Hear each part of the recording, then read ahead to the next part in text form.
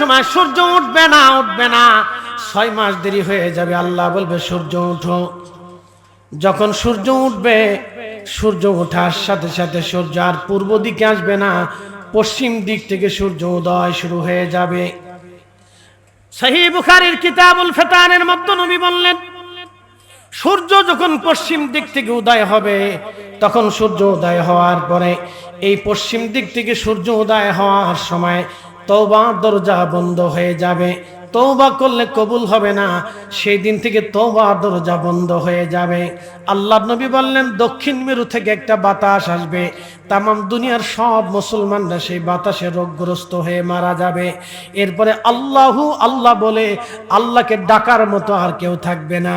সেই সময় ওই যে বর্তমান ইথিওপিয়া, সোমালিয়া এবং কেনিয়া, ঘানা, এই অঞ্চলের মানুষ, এক সময় এই অঞ্চলের মানুষ হলো কালো নিগ্রো। এই সময় এই নিগ্রো একটা টাকলা নিগ্রো, তার পা হবে লম্বা লম্বা। সে একটা কুড়াল এনে, খুন্তি এনে কাবা শরীফের প্রত্যেকটা ইট এবং গাঁথনি কুপিয়ে কুপিয়ে ভেঙে ফেলে দিবে। তাকে ফিরানোর মতো আর কোনো মুসলমান দুনিয়াতে থাকবে না।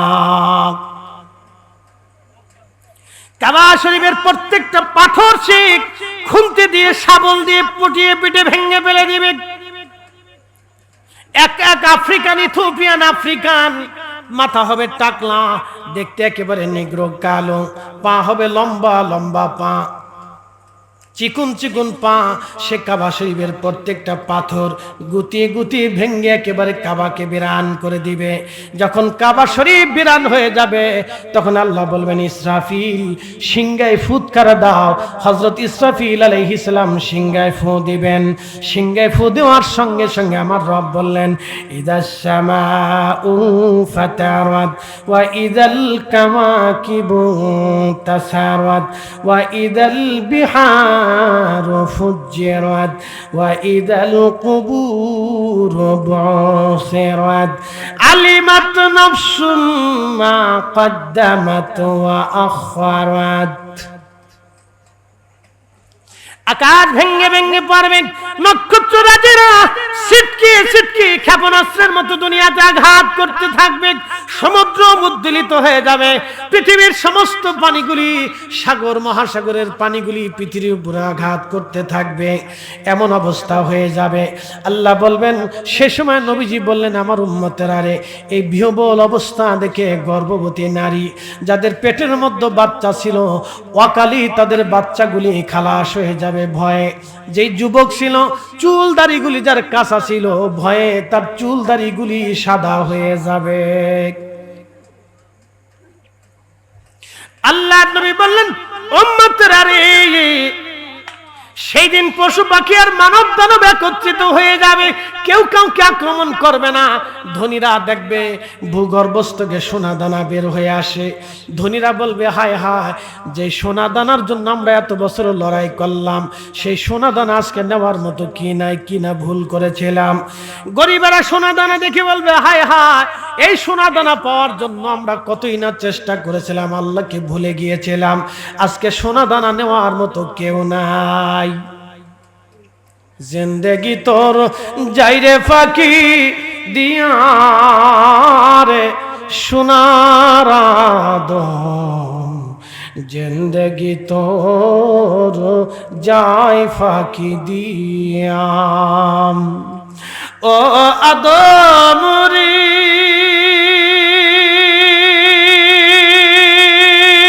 পাক ধরিয়া গেছে দাড়ি, দন্ত মাসে গোটা চারি, সমন জারি গিয়াছে করিয়ারে সোনার আদম, জিন্দেগি তোর যায় ফাঁকি দিয়া, জিন্দেগি তোর যাই রে ফাঁকি দিয়া রে সোনার আদম, জিন্দেগি তোর যায় ফাঁকি দিয়া। আল্লাহুম্মা সাল্লি আলা, আহা জবান খোলে, মুহাম্মাদ আলা আলি সাইয়্যিদিনা। একটু জবান খুলে জিকির করে লা ইলাহা, জোরে লা ইলাহা। হাসবি রব্বি জাল্লাল্লাহ মা ফি কলবি গাই। আহা নূর মুহাম্মদ সাল্লাল্লাহু লা ইলাহা ইল্লাল্লাহ, লা ইলাহা, লা ইলাহা ইল্লাল্লাহু মুহাম্মাদুর রাসূলুল্লাহ। একসাথে বলি সাল্লাল্লাহু আলাইহি ওয়াসাল্লাম। নারে তাকবীর। না জিম টিম ঘুম টুম যাতে না আসে। পৃথিবী ধ্বংস হয়ে যাবে, সৃষ্টি ধ্বংস হয়ে যাবে। রব্বুল আলামিন বললেন ওয়া ইদাল কুবুর বুসিরাত, কবরগুলি উদ্দোলিত হয়ে যাবে। কবর থেকে মানুষেরা উঠে উঠে আল্লাহর দিকে দৌড়াইতে থাকবে। কতদিন কত বছর হবে, সূর্য মাথার উপরে হবে। আর সেদিন নবীজি বললেন এত পরিমাণে উত্তাপ হবে যে সূর্যটা দুনিয়াতে আলো দিয়েছিল তার থেকে 70 গুণ তাজাল্লি দিয়ে সূর্য উদ্গরিত হবে। দুনিয়ার যে সূর্য আপনি দেখেন এই সূর্যটা 200 কোটি ডিগ্রি সেলসিয়াস তাপমাত্রা, 200 কোটি ডিগ্রি সেলসিয়াস। একসাথে বলবেন আল্লাহু আকবার। কত কোটি? 200 কোটি। মাত্র 13,000 ডিগ্রি সেলসিয়াসে এই লোহাটা পানির মতো নরম হয়ে যায়। সূর্যটাকে আল্লাহ এমন ভাবে তুলে ধরেছেন, না শীত না গরম। এখন যতদিন যাবে শীত বাড়বে, আবার যখন প্রয়োজন গরম দিবে। একই পৃথিবীর ছাদের নিচে, আসমানের ছাদের নিচে মালদ্বীপ, বছরের প্রত্যেকটা দিন ওইখানে একই রকম আবহাওয়া। শীত কখনো ওইখানে আসে না, একই রকম আবহাওয়া চলে মালদ্বীপে। একই পৃথিবীর ভিতরে একটা দেশ, কখনোই শীত সেখানে দেখা যায় না। একই পৃথিবীর ছাদের নিচে ইউরোপের দিকে যদি তাকান, শীত পড়তে পড়তে পড়তে পড়তে মাইনাস ডিগ্রিতে চলে যায়, প্রচন্ড বরফ এবং ঠান্ডা পড়ে যায়। একসাথে বলেন তো এই কুদরতের মালিককে? কোনো সন্দেহ নাই। তাহলে সেজদা হবে কার? পৃথিবী আল্লাহর আইন মানে, জমিন আল্লাহর আইন মানে, বাতাস আল্লাহর আইন মানে, আবহাওয়া আল্লাহর আইন মানে। আকাশ দিয়ে উড়ে যায় মেঘমালা। বিমানের উপরে যখন উঠবেন দেখবেন বিমান 36-35 হাজার ফিট উপর দিয়ে একটা বিমান উড়ে যায়। তখন মেঘগুলি নিচে দেখা যায়, বিমানের নিচে মেঘগুলি উড়তে থাকে, ফ্লাইটের নিচে মেঘগুলি উড়তে থাকে, সাদা সাদা মেঘগুলি উড়ে উড়ে যায়। আচ্ছা বলেন তো, আকাশ দিয়ে যিনি মেঘ উড়ায় নেয়, যেখানে খুশি সেখানে বৃষ্টি দেয়, এই মালিকের নাম একসাথে বলেন তিনি কে? খুবই মনোযোগ দিয়ে শুনবেন। পৃথিবীর মানুষ ইচ্ছা করলে বৃষ্টি নামাইতে পারে না। আল্লাহ বলেন ইন্নাল্লাহা ইনদাহু ইলমুস সাআহ, কিয়ামত কোন দিন হবে আল্লাহ ছাড়া কেউ জানে না। ওয়ায়ুনাজ্জিলুল গায়স, বৃষ্টি কখন হবে আল্লাহ ছাড়া কেউ জানে না। ওয়ায়ালামু মা ফিল আরহাম, মায়ের পেটে ছেলে হবে না মেয়ে হবে আল্লাহ ছাড়া কেউ জানে না। ওয়ামা তাদরি নাফসুম মাদা তাকসিবু গাদা, আগামী মুহূর্তে আপনার ভাগ্যের জন্য কি আসে আল্লাহ ছাড়া কেউ জানে না। আপনার ব্যাংকে হাজার হাজার কোটি টাকা থাকবে, আপনি খেতে পারবেন না। কি কথা কন না কেন? হাজার হাজার কোটি টাকা থাকবে, খেতে পারবেন না। অনেক সম্পদ হবে, আপনার মুখ দিয়ে খাবার যাবে না, খেতে পারবেন না। কারণ রিজিক আল্লাহ বরাদ্দ রেখে দেয় নাই। আপনার আগামী মুহূর্তে কি হবে আপনি নিজেও জানেন না। যতই গর্তের ভিতরে লুকান না কেন মৃত্যু ওইখানেও দেখা করবে, যতই সাগরের নিচে পালান না কেন মরণ ওইখানে আপনার সাথে সাক্ষাৎ করবে। পাহাড়ের গুহার অতল গহ্বরে যে যদিও লুকান না কেন মৃত্যু ওইখানে আপনার সাথে কথা বলবে। কি কথা কন না কেন, ঠিক কিনা? মৃত্যু ওইখানে দেখা করবে, পালানোর মতো কোনো জায়গা নাই, কোনো রাস্তা নাই, পালানোর মতো কোনো জায়গা নাই। হ্যাঁ বটমারিবাসী, পালানোর মতো কোনো জায়গা নাই। আল্লাহ কোরআনে বলেন, কুল ইন্নাল মাউতাল্লাযী তাফিরুনা মিনহু ফাইন্নাহু মুলাকিকুম। হুজুর আপনি বলে দেন মৃত্যু থেকে আমার বান্দারা পালায়। আপনি উম্মতকে জানায় দেন যতই পালাক পালাইতে পারবে না, এই মরণ তার সাথে মোলাকাত করবে। সুম্মা তুরাদ্দুনা ইলা আলিমিল গায়বি ওয়াশ শাহাদাত। এমন কি আমি রব্বুল আলামিন তার গোপনে যা আছে সব আমি আল্লাহ জানি। আমার কাছে সে ফিরে চলে আসবে। ফায়ুনাব্বিয়ুকুম বিমা কুনতুম তা'মালুন। আমি আল্লাহ তার সমস্ত আমলনামাগুলি তারে দেখায় দিব। দেখো তুমি দুনিয়াতে এই এই আমলনামা করেছিলা।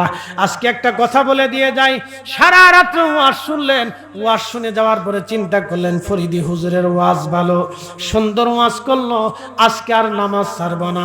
আমার মতো সুন্দর একটা পাগড়ি মাথায় দিলেন, জুব্বা গায়ে দিলেন, এরপরে আপনি সুন্দর একটা যাই নামাজ বিছাইলেন আতর গোলাপ লাগাইয়া, আল্লাহর ঘর মসজিদে চলে গেলেন। মসজিদও সুন্দর, যাই নামাজও সুন্দর, জুব্বাও সুন্দর, পাগড়িও সুন্দর, আপনার আতরের সুঘ্রাণটাও সুন্দর। আপনি সারা রাত্র নামাজ পড়লেন, তাহাজ্জুদ পড়লেন, ফজর পড়লেন, কিন্তু আপনার ওযু নাই। জোরে বলেন না, না একসাথে বলেন হবে। যদি তা না হয় তাহলে মনে রাখবেন হালাল খাবার ব্যতীত ইবাদত কবুল হবে। হিসাব সহজ। সারা ওয়াজ যদি না নিতে পারেন তো এই একটা ওয়াজ বাড়ি পর্যন্ত নিয়ে চলে যান। এই সন্ধ্যা থেকে আমরা হুজুররা যত ওয়াজ করে আপনাদেরকে বুঝাইছি, যদি একটা ওয়াজ বাড়ি পর্যন্ত না নিতে পারেন তো এই একটা ওয়াজ বাড়ি পর্যন্ত নিয়ে যান যে হালাল খাবার ব্যতীত ইবাদত কবুল হবে না, এই কথাটা বাড়ি পর্যন্ত নিয়ে যান। আল্লাহ কবুল করুক, সকলে বলেন আমিন। একদিন মাটির ভিতরে হবে ঘরে, মন আমার কেন বান্ধ দালান ঘর। মিথ্যা বলবেন না, চগলখুরি করবেন না, মানুষ ঠকাবেন না। আমি মালয়েশিয়া গেলাম, হাই হাই বাথরুম করার পরে 1 টাকা দিলাম, কিন্তু সেই বাথরুমের সামনে টেবিল পড়ে আছে, টাকার বাক্স পড়ে আছে, কিন্তু যিনি টাকা নিবে তিনি নাই। বুঝছেন? টাকার বাক্স আছে, টেবিলও আছে, যিনি টাকা নিবে তিনি নাই। আমি বললাম, জিজ্ঞেস করলাম কি ব্যাপার? টাকা আছে, আবার বক্সের ভিতরে, বক্সের মুখ খোলা, ভিতরে টাকাও আছে, রিঙ্গিতও আছে, বাক্সও আছে, টেবিলও আছে, কিন্তু যে টাকা নিবে সে কো? বলে হুজুর টাকা যে নিবে সে নাই, কিন্তু টাকা সবাই দিয়ে যায়। আমি বললাম যদি এটা বাংলাদেশ হতো, হুজুর যদি বাংলাদেশ হতো তাহলে টাকাও যাইতো, বাথরুমেরও চুরি করে লয়ে যাইতো। হ্যাঁ, কত তো সত্য। বাথরুমের কল টল এই আর যা যা কিছু আছে খুলে টুলে নিয়ে গান দুটিতে বেয়েছে গাঁজা কিনে খাইতো। Made in Bangladesh. শুনে যান কোন দেশে বাস করি। আমি আশ্চর্য হয়ে বললাম, আহা, এদের থেকে আমরা এখনো 50 বছর পিছনে পড়ে রয়েছি। মাইন্ডেড থেকে এখনো 50 বছর পিছনে পড়ে রয়েছে, মাইন্ডেড থেকে। যারা ওয়াজ শুনবে তারা দেশে ওয়াজ শুনে না। ওয়াজ শুনে খাইতে খাওয়া মানুষ, রিক্সাওয়ালা মানুষ, দিন মজুরি মানুষ, কিশোর মানুষ, মধ্যবিত্ত, মাস্টার, ছোটখাটো চাকরি করে, এরা ওয়াজ শুনে। কিন্তু যারা ওয়াজ শোনার দরকার, ওয়াজ শোনার দরকার ছিল একবারে প্রধানমন্ত্রী থেকে সমস্ত সরকারি আমলা কামলা কর্মচারী, একবারে হসপিটাল থেকে শুরু করে ঝাড়ুদার, পরিষ্কার যত সরকারি কর্মচারী কর্মকর্তা ছিল সবার ওয়াজ শোনার দরকার ছিল। এরা ওয়াজ শুনলে আমাদের দেশে কিছু পরিমাণে হলো চুরি ডাকাতি কমতো। ওয়াজ এরা শোনে না, এরা জমার দিনে যায় পরে আসে আগে। কি কথা কর না কে? নির্বাচন আসলে সবাই টুপি মাথায় দিবে, নির্বাচন শেষ আর টুপি নেই।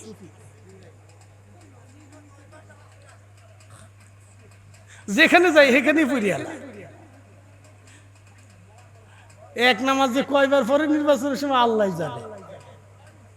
জামাত যেখানে পাই এখানেই খারাই যাক, দাঁড়িয়েছি দা অসুবিধা নেই, ভোট তো দরকার। যাই হোক, আমি কোনো রাজনীতি ফাজনীতি করি না, কোনো রাজনীতির ওয়াজও করি না, কিন্তু এই জন্য আমি এই টুকটাক একটু ধাক্কা দুঃখে মারি, না মারলে তো হইতো না। আমাদের সোজা হইতে হবে, আগে নির্বাচনের সময় কাকে ভোট দিবেন বাছাই করতে হবে, ভালো লোক দেখে ভোট দিতে হবে। কথা কন না কে, ঠিক কিনা? মার্কা দেখে দিয়েন না, লোক দেখে দিয়েন। যেই লোক ইনসাফ প্রতিষ্ঠিত করবে, যেই লোক ন্যায় বিচার করবে, যে লোক গরিব দুঃখী মানুষের পাশে দাঁড়াবে, যেই লোক অন্যায় মামলা দিবে না, যে লোক মিথ্যা সাক্ষ্য দিবে না, যেই লোকের দিয়ে ক্ষতি হবে না, খুন খারাপি মারামারি ধরাধরি হবে না, ওই লোককে দেখে দেখে তারপরে সিগনেচারে ভোট দিতে হবে। এই জন্য আমার জীবনে আমি কোনোদিন ভোট দেইনি। বলে হুজুর কারণ কি? আমি লোক খুঁজে পাইনি, আমি জীবনে ভোট দিইনি। বলে হুজুর কেন? না, লোক খুঁজে পাই না। কারে দিব? শেষে কিয়ামতের ময়দানে আল্লাহ করবে, তুমি যারে দিছিলে হে গম চুরি করছিল।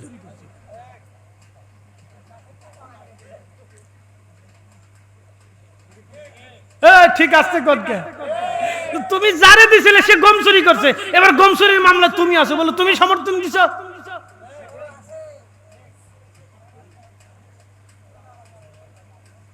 এই জন্য হিসাব কিতাব কিন্তু অনেক অনেক হিসাব কিতাব।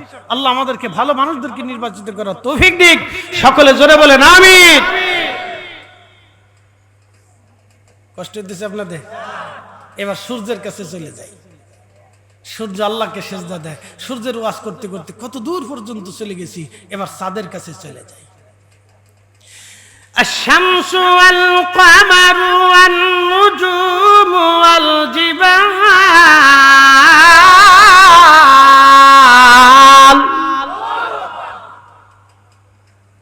চলবে না? কষ্ট হচ্ছে আপনাদের? আল্লাহ, 1.5 ঘন্টার ফোনে 2 ঘন্টার কাছাকাছি ওয়াজ।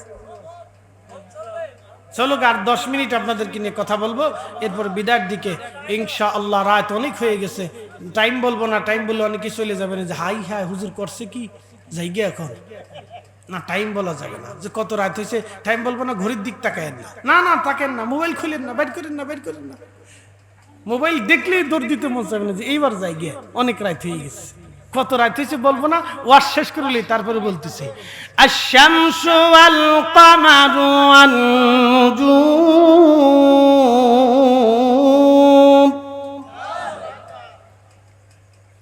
চাঁদ আমাকে সেজদা দেয়।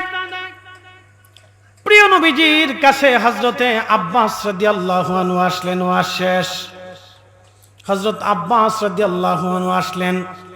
দালাইলুন নবুওয়াত ইমাম বাইহাকি রাহিমাহুল্লাহ লিখেছেন, হযরত আব্বাস রাদিয়াল্লাহু আনহু নবীজির 2 বছরের বড় ছিলেন, আপন চাচা। প্রিয় নবীজির কাছে এসে বলেন, ইয়া রাসূলুল্লাহ, আপনি যে দিন দোলনায় ছিলেন, পূর্ণিমা রাত চলতেছিল। প্রিয় নবী দুনিয়াতে তশরিফ এনেছিলেন 12 তারিখ দিন যায় রাত, সুবহে সাদিকের সময়। 14 তারিখ দিন যায় রাত, পূর্ণিমা আসে। হযরত আব্বাস বলেন, হুজুর, আমি পূর্ণিমার রাত্রে আপনাকে দেখার জন্য গেলাম, দেখি আপনি দোলনার মধ্যে শুয়ে আছেন, আপনার জননী মা আপনাকে রেখে চলে গেছে। ওই রাতের আধারে আপনি দোলনার মধ্যে শুয়ে আছেন। নবীজি, আপনাকে এত সুন্দর দেখা যাইতেছিল, আমি একবার আকাশের চাঁদ আর আপনার চেহারার দিকে তাকাইতেছিলাম।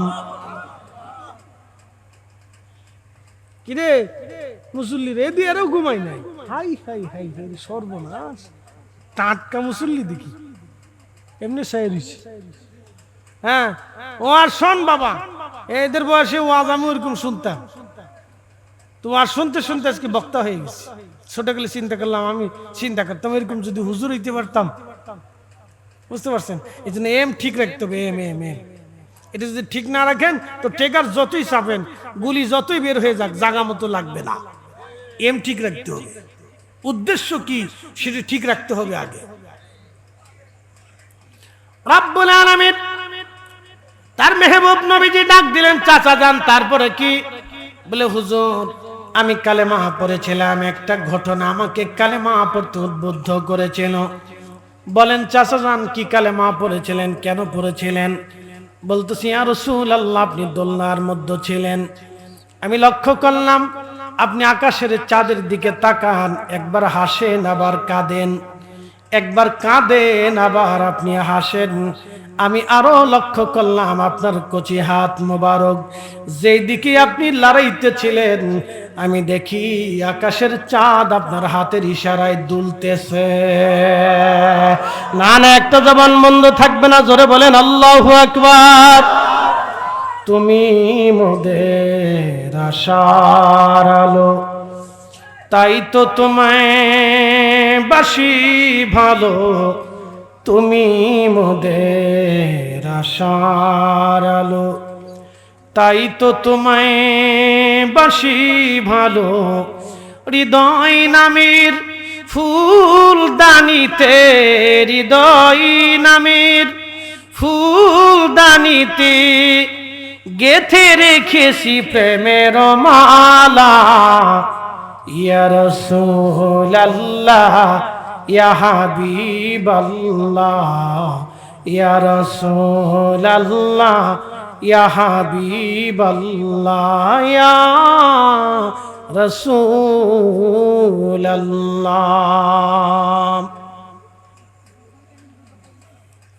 প্রিয় নবীজি, আকাশের চাঁদ আপনার হাতের ইশারায় দুলতেছে।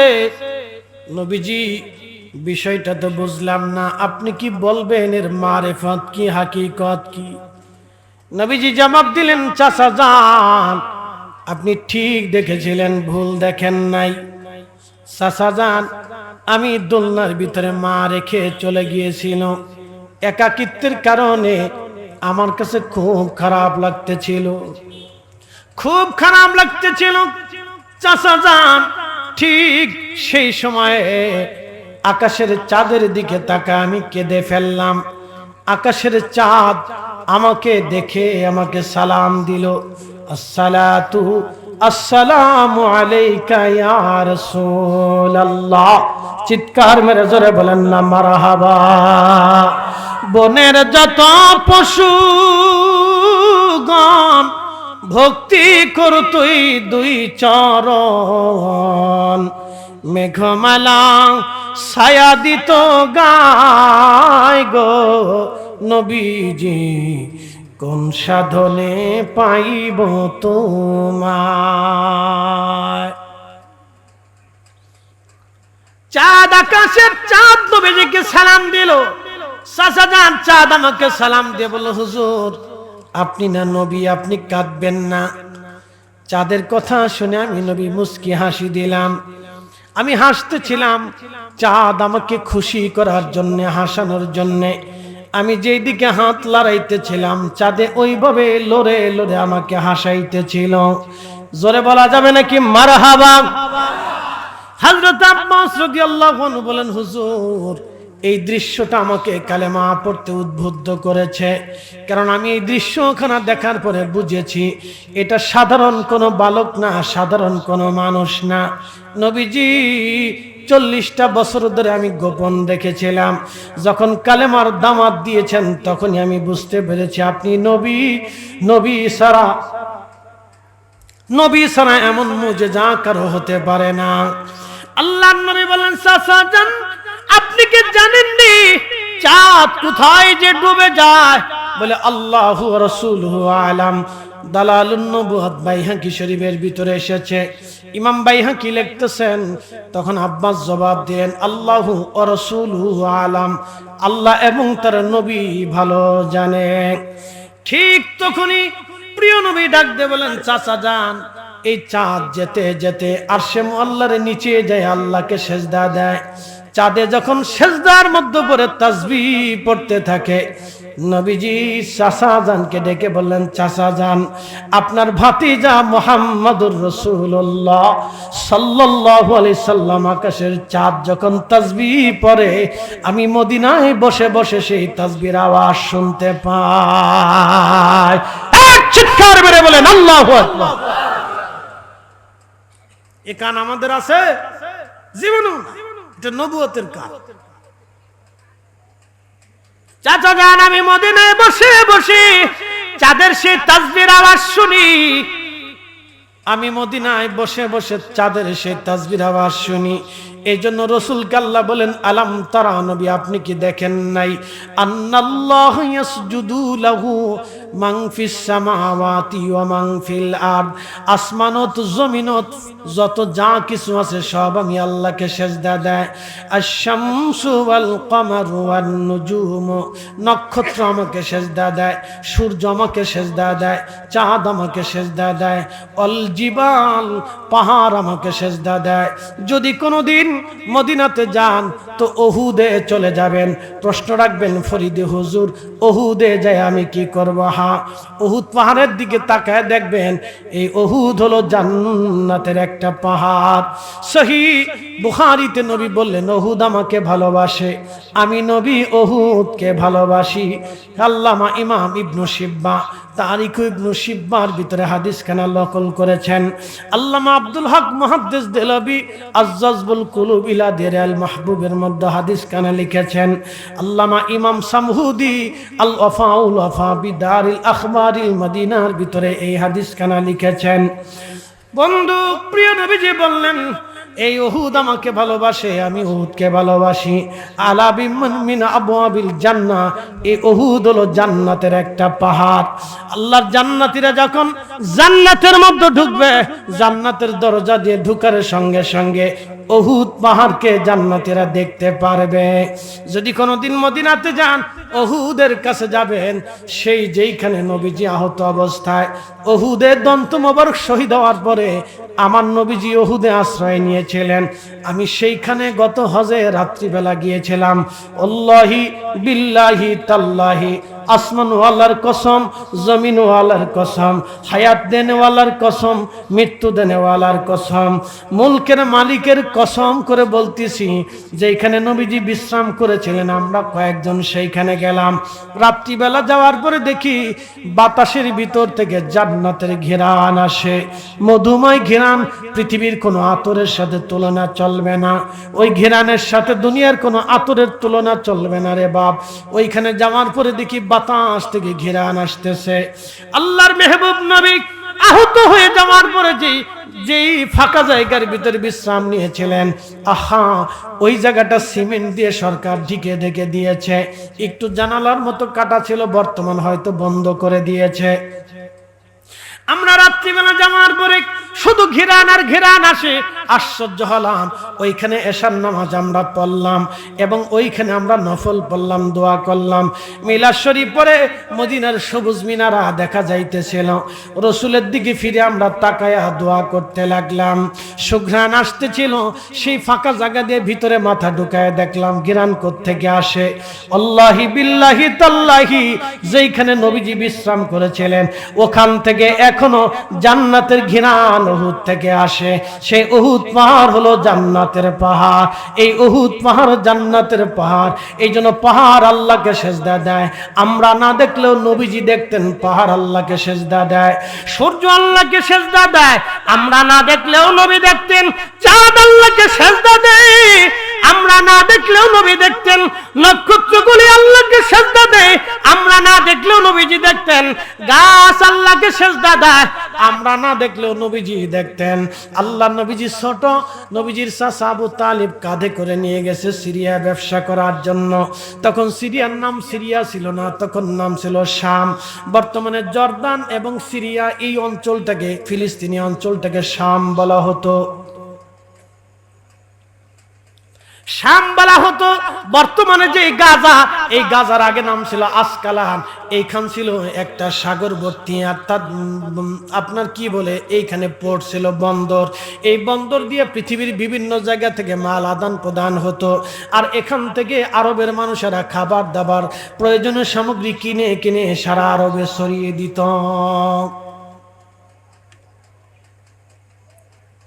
এই সিরিয়ার একটা অঞ্চল আছে যে অঞ্চলকে বলা হয় মালভূমি, বাংলাদেশের মতো একটা এলাকার সমান মালভূমি, যেটাকে বলা হয় গোলান ভূমি। গোলান এটা ইসরায়েল দখল করে নিয়ে গেছে। এই গোলান ভূমিটা হলো বাংলাদেশের মতো উর্বর, এখানে গম ছিটাইলে গম হয়ে যায়, বিচি ছিটাইলে গাছ হয়ে যায়, প্রচুর পরিমাণে জয়তুনের তেল হয়, অনেক ফলমূল দিয়ে এই পোড়া গোলান ভূমিটা মালভূমিকে বলা হয়। প্রচুর পরিমাণে ফসল এবং ফলমূল হয়, এখানকার ফলমূল দিয়ে সারা আরব জাহান তখন চলত। এই জন্য মানুষ এই অঞ্চলে ব্যবসার জন্য যাইতো আরবরা। আল্লাহর নবীকে নিয়ে যাচ্ছেন আবু তালিব, কাঁধে করে নিয়ে যাওয়ার পরে জর্দানের সেই সাহাবী গাছ এখনো আছে। কি আছে না? জর্দানের সেই সাহাবী গাছ এখনো আছে। নবীজির চাচাজানকে নিয়ে রওনা করেছেন। আল্লাহর নবী তখন বালক, রহমতের নবীকে নিয়ে যাওয়া হচ্ছে। যাওয়ার সময় রহমতের নবীকে ওই গাছের নিচে বসাইলেন। ও দূরে একটা গির্জা ছিল, খ্রিস্টানদের গির্জা। গির্জার পাদ্রীর নাম ছিল বুহাইরা। তাওরাতে, জবুরে, ইনজিলে বড় আলেম পাদ্রী ছিল, বড় বুজুর্গ ছিল। এই পাদ্রী গির্জার ভিতর থেকে লক্ষ্য করতেছে সেই সাহাবী গাছ সমস্ত ডালপালাগুলি গুছাইয়া আল্লাহ রহমতের নবীজির মাথার উপরে দিয়ে ছায়া দিতেছে। ঠিক আসতে বলেন কেন? জোরে বলেন না, না আরো জোরে বলেন, জোরে বলেন।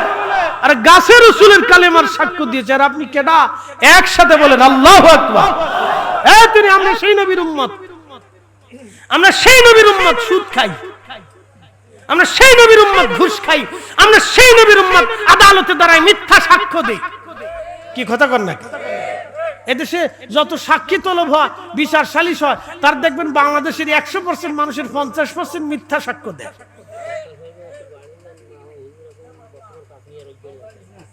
কষ্ট হচ্ছে আপনাদের? বুঝে যান। ওয়াজ কার কাছে করবো? রাত 2টা বাজতেছে, তাহাজ্জুদের সময় চলে আসছে। 2টা বাজার পর থেকে তাহাজ্জুদের ওয়াক্ত শুরু হবে। অনেক ওয়াজ করে ফেলছি। আমরা শ্রেষ্ঠ নবীর উম্মত। কাজী নজরুল চমৎকার করে লিখেছিলেন, শ্রেষ্ঠ নবী দিলাম রে তরিয়ে নিতে রোজা শরীক, পথ না ভুলি তাই তো দিলে পাক কুরআনের বাণী, খুদা তোমার মেহেরবানি। সুন্দর ফুল সুন্দর ফল মিঠা নদীর পানি, খুদা তোমার মেহেরবানি।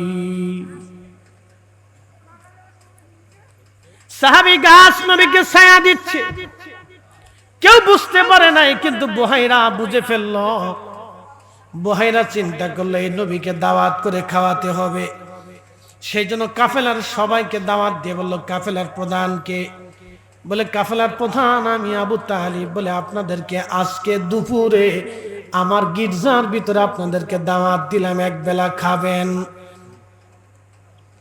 আবু তালিব চিন্তা করল, জীবনেও কোনোদিন এই পথ দিয়ে আমি বহুবার গেছি, এই বুহাইরা পাদ্রী কোনোদিন আমাকে দাওয়াত করে খাওয়াই নাই, আজকে হঠাৎ করে কেন রে বুহাইরা আমাকে দাওয়াত করতে চায়? কারণ কি? নিশ্চয় কোনো রহস্য আছে। তখন আবু তালিব বিষয়টা বুঝতে পারে নাই। বুহাইরা পাদ্রী গির্জার ভিতরে খাবারের ইন্তজাম করা হলো, সবাইকে নিয়ে যাওয়া হলো, কিন্তু আমার রসুলকে পাহারা দেওয়ার জন্যে ওই কাফেলার ভিতরে গাছের নিচে রেখে দিয়ে আসা হলো। বুহাইরা পাদ্রী দেখে সব মানুষ আসছে, কিন্তু তার মাসুক আসে নাই, যার জন্য দাওয়াত দিছে সে আসে নাই। কষ্ট হতেছে? শেষ। হুজুর আসবে, দোয়া করবে, আমার কথাও শেষ। কি ব্যাপার? শেখ বলে কে? বলে আপনাদের কাফেলার ভিতরে সবাই কি আসছে? বলে হ্যাঁ। কয় না, এখনো একজন বাকি আছে। সেই শিশুটা কো? যে শিশুটার জন্য আমি আজকে খাবারের ইন্তজাম করেছি। আবু তালিব বলল, সে আমার সন্তান, আমি তাকে নিয়ে আসতেছি। একজনের দৌড়ে নবীজিকে নিয়ে আসা হলো। বুহাইরা ডাক দিল, আবু তালিব রে, বলবা এই শিশুটা তোমার কি হয়? আবু তালিব বলল, আমার ছেলে হয়। বুহাইরা ডাক দিল, না আবু তালিব, তুমি মিথ্যা বলেছো, এটা তোমার ছেলে না। তাওরাত, জবুর, ইনজিলে লেখা এটা তোমার ভাতিজা। তার বাবার নাম আব্দুল্লাহ, মায়ের নাম আমেনা, হাশেমি কুরাইশি। আবু তালিব, তুমি মিথ্যা বলেছো। বলে, বুহাইরা রে, বুঝলা কি করে আমি তার চাচা? বলে, কিতাবে তাওরাত, জবুরে, ইনজিলে এইভাবে লেখা আছে। একবার জোরে বলা যাবে কি মারহাবা? এইভাবে লেখা আছে তাওরাতে, জবুরে, এইভাবে লেখা। পাদ্রী ডাক দিয়ে বলে, আবু তালিব, ওই গাছ তোমার এই ভাতিজাকে ছায়া দিয়েছে। এটাও তাওরাত, জবুর, ইনজিলে লেখা আছে, এই গাছ তাকে ছায়া দেবে। এই গাছে তারে ছায়া দিয়েছে। আবু তালিব, আমি তাকে চিনেছি। তার পিঠের দিকে তাকাও, দেখো নবুয়তের মোহর এখনো ঝলমল করে। একসাথে জোরে বলেন আল্লাহু আকবার। হাত উঁচু করে বলেন আল্লাহু আকবার। আমরা সেই নবীর উম্মত, হারাম খাবো না। কথা কন না, ঠিক কিনা? হারাম, জোরে বলেন হারাম, জোরে বলেন হারাম। আল্লাহ তৌফিক দিক, বলেন আমিন। ওয়াজ আমার শেষ, একবারে কাজের ওয়াজ করে দিছি আজকে। নিয়ত করি একটা জিনিস বাদ পর্যন্ত নিয়ে যাবেন। আমি জানি বাকি ওয়াজ আপনাদের মনে থাকবে না। শেষের এই কথাটা মনে থাকবে। শেষ ভালো যার, সব ভালো তার। শেষের এই কথাটা আপনারা বাড়ি পর্যন্ত নিয়ে যাবেন, যে আমি কোনোদিন হারাম খাবো না। বাস, এক কথাই শেষ। তাহলে দিন শেষে যদি একবারও আল্লাহকে ডাকেন, তাও কবুল হবে। আর হারাম খেয়ে যদি দেহ করেন, হেরেমে কাবা শরীফের গিলাপ দিয়েও, কবরে দিলেও কাজ হবে না। মনে রাখেন, হারামে বসে বসে জিকির করলেও কবুল হবে না। বলুন কারণ কি? আপনার পেটে হারাম, রক্ত হারাম, কান হারাম, চোখ হারাম, দেহ হারাম, শরীর হারাম, গোশত হারাম, চামড়া হারাম, সব হারাম। পোশাক হারাম, টুপি হারাম, জুব্বা হারাম, কাপড় হারাম। কথা কন না, ঠিক কেন? বুঝে যায়। ওয়াজ বলে অরিজিনাল ওয়াজ করে দিছি। একজন লোক যদি আমল করে, তাও কাজ হবে। আহা, বুহাইরা ডাক দিয়ে বলল, আবু তালিব, আপনাকে অনুরোধ করতেছি, মেহেরবানি করে সামনের দিকে আর আগাবেন না। যদি ইহুদিরা জানে আপনার এই সন্তানটা নবী হবে, তাহলে তারা এই সন্তানকে হত্যা করার চেষ্টা করবে। দ্রুত গতিতে আপনি আরবে ফিরে চলে যান। সেই গাছ এখনো জর্দানে আছে। সেই গাছ এখনো জর্দানে আছে। বাকি 50 কিলোমিটারের ডানে বামে, সামনে পিছনে, উত্তর দক্ষিণ পশ্চিম পূর্বে 50 কিলোমিটারের ভিতরে কোনো পানি নাই, গাছ নাই, তরু নাই, লতা নাই, পাতা নাই। একটা গাছ মরুভূমির ভিতরে দাঁড়ায় রয়েছে। ঠিক 1450 বছর ধরে দাঁড়িয়ে আছে। তার গাছের গোড়ায় কে পানি দেয়? একমাত্র আল্লাহ। চিৎকার মেরে বলবেন আল্লাহু আকবার। আরে মরুভূমির ভিতরে একটা গাছের যদি আল্লাহ পানি খাওয়াইতে পারে, তাহলে আমাদেরকে কি আল্লাহ রিজিক দেয় না? কথা কন না, কেন দেয় না? তাহলে অন্যের জমির দিকে নজর কেন দিল? কি কথা কন? অন্যের টাকার দিকে কেন নজর দেব? অন্যের হকের দিকে আমরা কেন নজর দেব? এখনই ফিরে আসতে হবে। ইরজিই ইলা রাব্বিকি রাদিয়াতাম মারদিয়া। এখনই সময় আল্লাহর সন্তুষ্টির দিকে ফিরে আসা। ফাদখুলি ফি ইবাদি ওয়াদখুলি জান্নাতি। যদি বেহেশতে, আল্লাহর জান্নাত, নিয়ামতপ্রাপ্ত বান্দাদের সাথে আপনার থাকার ইচ্ছাই থাকে, তাহলে এখনই ফিরে আসেন আল্লাহর সন্তুষ্টির দিকে। আল্লাহ আমাদেরকে কবুল করুক, জোরে বলে না আমিন। এই উপস্থিতি, বেলা শেষ। জীবনের সূর্য যে কোনো সময় ডুবে যাবে। জীবনের সূর্যটা যে কোনো সময় ডুবে যাবে। আমরা অবশ্যই আল্লাহর কাছে চলে যাব। ফিরে আসার আর কোনো সুযোগ নেই।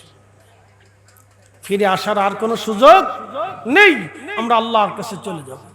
তো ভাই আমার, নীতি দীর্ঘ আলোচনা আপনাদেরকে শোনাইলাম, রসুল করিমের জিন্দিগি থেকে শোনাইলাম। তাহলে গাছ আল্লাহকে সেজদা দেয়, এটা রসুল দেখতেন। এই জন্য আল্লাহ বলেন, হুজুর পাহাড় আমাকে সেজদা দেয়, আপনি দেখেন। গাছ তরুলতা পাতা আমাকে সেজদা দেয়, আপনি লক্ষ্য করেছেন।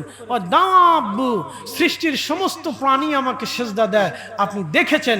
ইয়া রাসূলুল্লাহ, ওয়া কাসীরুম মিনান নাস, কিছু মানুষ আমাকে সেজদা দেয় আর কিছু মানুষ আমাকে সেজদা দেয় না। বর্তমানে মানুষ আছে 800 কোটি, 200 কোটি মুসলমান, বাদ বাকি 600 কোটি আল্লাহকে সেজদা দেয় না।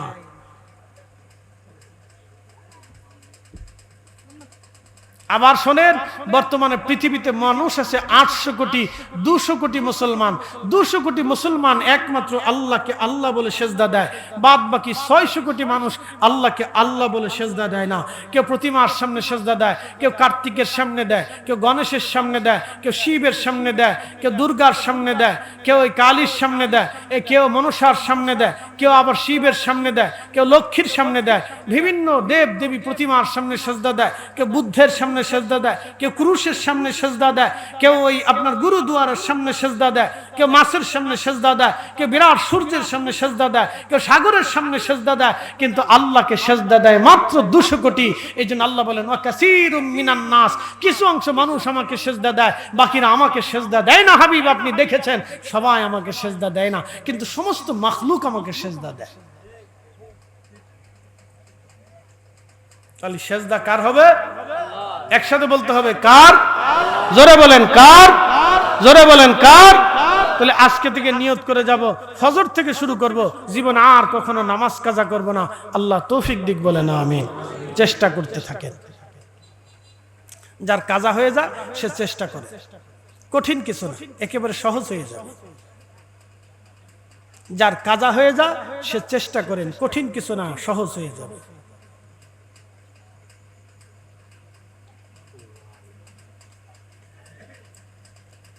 প্রিয় ভাই আমার, আল্লাহ আমাদের প্রত্যেকের আমলের জিন্দেগি গঠন করার তৌফিক দিক বলে না আমিন। জিন্দেগি তোর যাইরে ফাঁকি দিয়া রে সোনার আদম, জিন্দেগি তোর যাই ফাঁকি দিয়া। ও আদম রে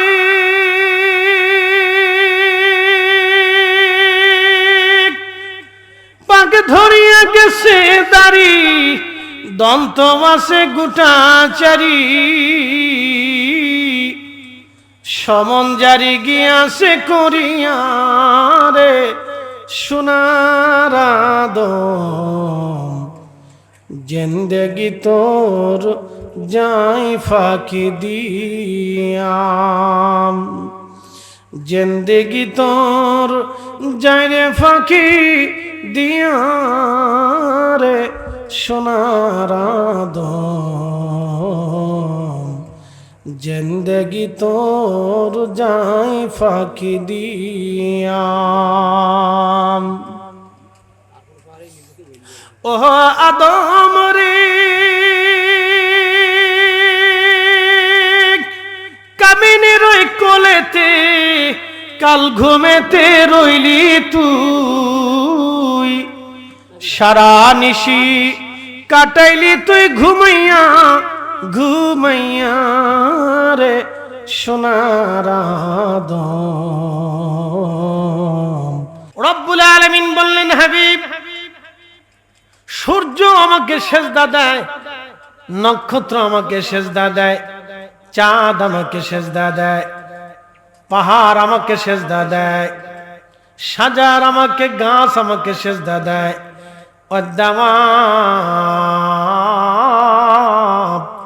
সব প্রাণী আমাকে সেজদা দেয়।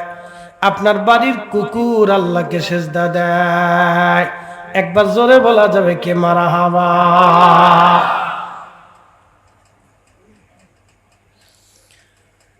ভটমারিবাসী, কালীগঞ্জবাসী না হাতিবান্ধা? আচ্ছা ঠিক আছে। আচ্ছা হাতিবান্ধা নাম রাখছে কে? কি হাতি বান্ধে রাখতে? হ্যাঁ এখনো বান্ধা? সব মাস হাতিবান্ধা, দারুণ নাম হাতিবান্ধা। কালীগঞ্জবাসী মনোযোগ দিবেন। সূর্য আল্লাহকে সেজদা দেয়। আপনাদেরকে এতদিন বিজ্ঞান শিখাইলো সূর্যটা দাঁড়িয়ে থাকে, সূর্যের চারপাশে পৃথিবী ঘুরতে থাকে। ডাহা মিথ্যা কথা, ডাহা মিথ্যা।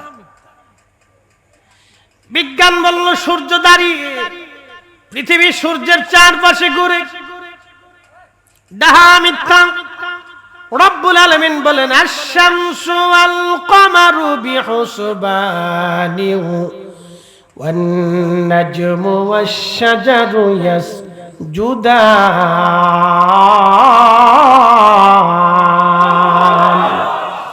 কখনো তোমাকে যদি ভুলি, হেদায়েতের আলো জেনে নিয় কাছে তুলি। কখনো তোমাকে যদি ভুলি, হেদায়েতের আলো জেনে নিয় কাছে তুলি। ঠাই দিও প্রিয়তম ওগো মহিয়ান, তুমি রহমান তুমি মেহেরবান। অন্ধ গাহে না শুধু তোমারি গুণগান, ঠিক কিনা? অন্ধ গাহে না শুধু তোমারি গুণগান, বুঝেও বুঝে না তবু শান। তুমি রহমান তুমি মেহেরবান। আল্লাহ আপনাকে চোখ দিয়েছেন দেখার জন্য। যদি জিজ্ঞেস করি অন্ধ তোমার কাছে পৃথিবী কেমন, বলে অন্ধ বলবে পৃথিবী অন্ধকার। যদি বলেন অন্ধ সূর্য দেখতে কেমন, বলে অন্ধকার। যদি অন্ধকে বলেন অন্ধ আলো দেখতে কেমন, বলে অন্ধকার। যদি জিজ্ঞেস করেন অন্ধ সবুজ দেখতে কেমন, বলে অন্ধকার। কি কথা ঠিক আছে না? তা আপনার আমার চোখের আলো দিল কে? না না হয় না, আরো জোরে বলেন কে দিয়েছে? এই চোখের আলোর নাম হচ্ছে চোখের নূর। এই নূর আল্লাহ দিলেন। যদি একবার চোখ থেকে নূর চলে যায়, পৃথিবীর সমস্ত ডাক্তাররাও গবেষণা করে আপনার চোখের নূর ফিরিয়ে দিতে পারবে না। তাহলে বলেন নূর দিল কে?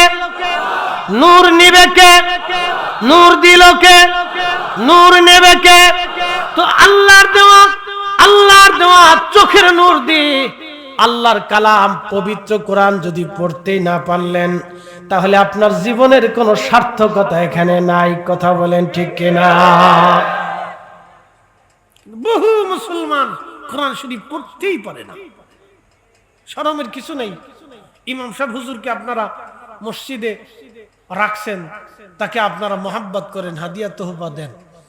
হুজুরকে বলবেন হুজুর আমাদেরকে প্রত্যেকদিন একটা টাইম করে ফজর নামাজের পরে অথবা এশার নামাজের পরে আধা ঘন্টা 1 ঘন্টা আমাদেরকে আপনি একটু কোরআনের তালিম তরবিয়ত দিয়ে। তো হুজুর আপনাদেরকে শিখাবে, কারণ তার দায়িত্ব আছে। শরম করবেন না। আল্লাহ চোখে নূর দিলেন। চোখে নূর দেওয়া, এই নূর দিয়ে আল্লাহর কোরআন শরীফ আমাদেরকে শিখতে হবে, কোরআন আমাদেরকে পড়তে হবে। বাজান ভালো করে শুনে যান। আল্লাহ রাব্বুল আলামিন বললেন আশ-শামসু ওয়াল কমারু বিহুসবান। সূর্য তার নির্দিষ্ট কক্ষপথে পরিভ্রমণ করে, চাঁদ তার নির্দিষ্ট কক্ষপথে পরিভ্রমণ করে। সূর্য চাঁদের পথে আসে না, চাঁদ সূর্যের পথে যায় না। সূর্য আল্লাহর দেওয়া সীমানা অতিক্রম করে না, চাঁদ আল্লাহর দেওয়া সীমানা অতিক্রম করে না। আশ-শামসু তাজরি লিমুস্তাকাররিল লাহা। আয়াতে কারিমা নাজিল হয়ে গেল সূরা ইয়াসিন। আল্লাহর নবী সাহাবীরা নবীদের সামনে বসে আছে। প্রিয় নবী জিজ্ঞেস করলেন সাহাবীরা তোমরা কি জানো সূর্যটা কোথায় যে ডুবে যায়? সাহাবীরা তোমরা কি জানো সূর্য কোথায় যে ডুবে যায়? সাহাবীরা ভদ্রচিত জবাব দিল আল্লাহু ওয়া রাসূলুহু আলাম। আল্লাহ জানে, নবী জানে। সুবহানাল্লাহ বলবেন না? আল্লাহ জানে না, ভয় নাই, তো সাহাবীদের আকীদা। আল্লাহু ওয়া রাসূলুহু আলাম। সহিহ বুখারী থেকে দুনিয়ার যতগুলো হাদিসের কিতাব আছে, আমার ঘরে প্রায় 10টা হাদিসের কিতাব আছে। জামিউল আহাদিসের মধ্যে 60,000 হাদিস আছে। আমার ঘরে আছে হযরত মুসনাদ আহমদের ভিতরে 26,000 হাদিস আছে। আমার ঘরে আছে মুসান্নিফ ইবনে আবি শাইবার ভিতরে প্রায় 40,000 হাদিস আছে, আমার ঘরে আছে। পৃথিবীর সবচেয়ে বড় বড় হাদিসের কিতাবগুলির ভিতরে যত হাদিস পাবেন, নবীজি জিজ্ঞেস করলেন সাহাবীরা কবরে কি হয় জানো? জবাব দিল আল্লাহু ওয়া রাসূলু আলাম, আল্লাহ এবং তার রাসূল জানে। নবী জিজ্ঞেস করলেন সাহাবীরা জাহান্নামে কি হয়? বলে আল্লাহু ওয়া রাসূলুহু আলাম, আল্লাহ জানে, নবী জানে। প্রিয় নবী জিজ্ঞেস করলেন আখিরাতে কি হবে জানো? বলে আল্লাহু রাসূলুহু আলাম, কবরে কি হবে জানো? আল্লাহু রাসূলুহু আলাম। অতীতে হযরত মুসা নবীর জীবনে কি হয়েছিল জানো? আল্লাহু রাসূলুহু আলাম। দাউদ আলাইহিস সালামের কেমন সুর ছিল তোমরা কি জানো? আল্লাহু রাসূলুহু আলাম। মুনকার নাকির কিরামান কাতিবিন, তোমাদের জীবনে আছে আল্লাহু রাসূলুহু আলাম। কবরে আযাব হবে তোমরা কি জানো? আল্লাহু রাসূলুহু আলাম। ফুলসিরাত পার হতে হবে তোমরা কি জানো? আল্লাহু রাসূলুহু আলাম। একসাথে বলবেন আল্লাহু আকবার। সোয়া লক্ষ সাহাবী উত্তর দিত আল্লাহু ওয়া রাসূলুহু আলাম, আল্লাহ জানে, নবী জানে, আল্লাহ জানে, রাসূল জানে, আল্লাহ জানে, রাসূল জানে, আল্লাহ জানে, রাসূল জানে। এই কথা বললে শিরক তো হবেই না, বরং এই কথা অস্বীকার করলে সোয়া লক্ষ সাহাবী অস্বীকার করা হবে। কথা বলেন ঠিক না বেঠিক? সোয়া লক্ষ সাহাবী অস্বীকার করা হবে। আল্লাহু রাসূলুহু আলাম, আল্লাহ জানে, নবী জানে। তো সাহাবীরা জবাব দিলেন আল্লাহু রাসূলুহু আলাম, আল্লাহ জানে, নবী জানে। আল্লাহর নবী ডাক দিয়ে বলেন সাহাবীরা রে, সূর্যটা যেতে যেতে যেতে যেতে যেতে যেতে যেতে যেতে যেতে যেতে পশ্চিমে, একসাথে বলবেন আল্লাহু আকবার। কোন দিকে যায়? আপনাদের এদিক থেকে পশ্চিম কোন দিকে? এই দিকে। তাহলে ভারত এই দিকে। আচ্ছা যাই হোক আর কি, আইডিয়া করে নিলাম, কারণ ভারত আমাদের পশ্চিমে। সাইড সাইডেও আছে, পূর্ব টূর্ব আছে, আসাম, ত্রিপুরা। গত বছর ত্রিপুরায় ছিলাম নির্বাচনের সময়। আমার জিজ্ঞাসা ভোট দিবেন না? ওকে আমার ডো হয়ে গেছে, লাগতো না ভোট। তো খুব মন্তব্য দেন, খুব ভালো করে শুনে যায়। তো পশ্চিমে সূর্য যেতে যেতে যেতে যেতে একেবারে আল্লাহর আরশে মুআল্লার নিচে দিয়া আল্লাহকে সিজদা দেয়। হয় না? আরো জোরে, আরো জোরে। সিজদা কাকে দেয়? আরো জোরে বলেন কাকে? আমরা কাকে দেই? সব সময় দেই না। সূর্য প্রত্যেক দিন আল্লাহকে সিজদা দেয়, তার নির্দিষ্ট টাইমে সে সিজদা দেবেই। আর আমরা নির্দিষ্ট টাইম বাদ দিয়ে নির্দিষ্ট তো যাই, অনির্দিষ্ট যায়, কোন সময় আমরা সিজদা দিতে চাই না। সূর্য আল্লাহকে যে সিজদা দেয় আরশে মুআল্লার নিচে, একসাথে বলবেন আল্লাহু আকবার। সিজদার মধ্যে পড়ে সূর্য তাসবিহ পড়ে সুবহানা রাব্বিয়াল আলা, সুবহানা রাব্বিয়াল আলা। হে রব, যদি অনুমতি দেন পৃথিবীবাসীর জন্য আবার আলো নিয়ে ফিরে যাব, আর অনুমতি যদি না দেন আপনার গোলাম এই সূর্যটা আপনার কুদরতি কদমের সামনে তাসবিহ পড়তে থাকবে। না না, হয় না। আরো জোরে বলেন না আল্লাহু আকবার।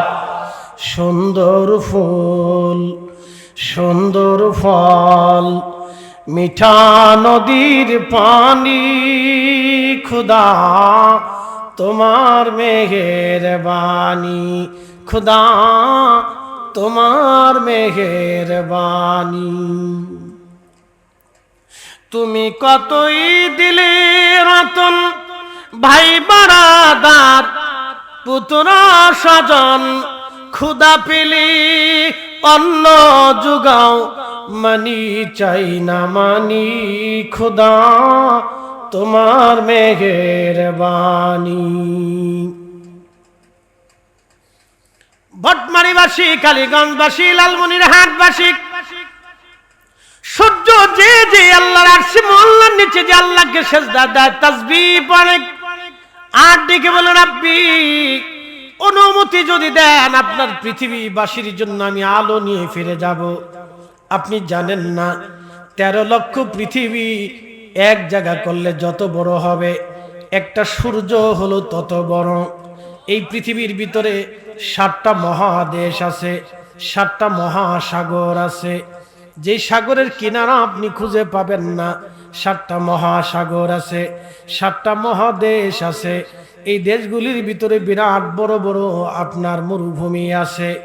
এই মহা পৃথিবীর ভিতরে আবার ভূমধ্য সাগর আছে, ক্যাম্পিয়ান সাগর আছে, কৃষ্ণ সাগর আছে।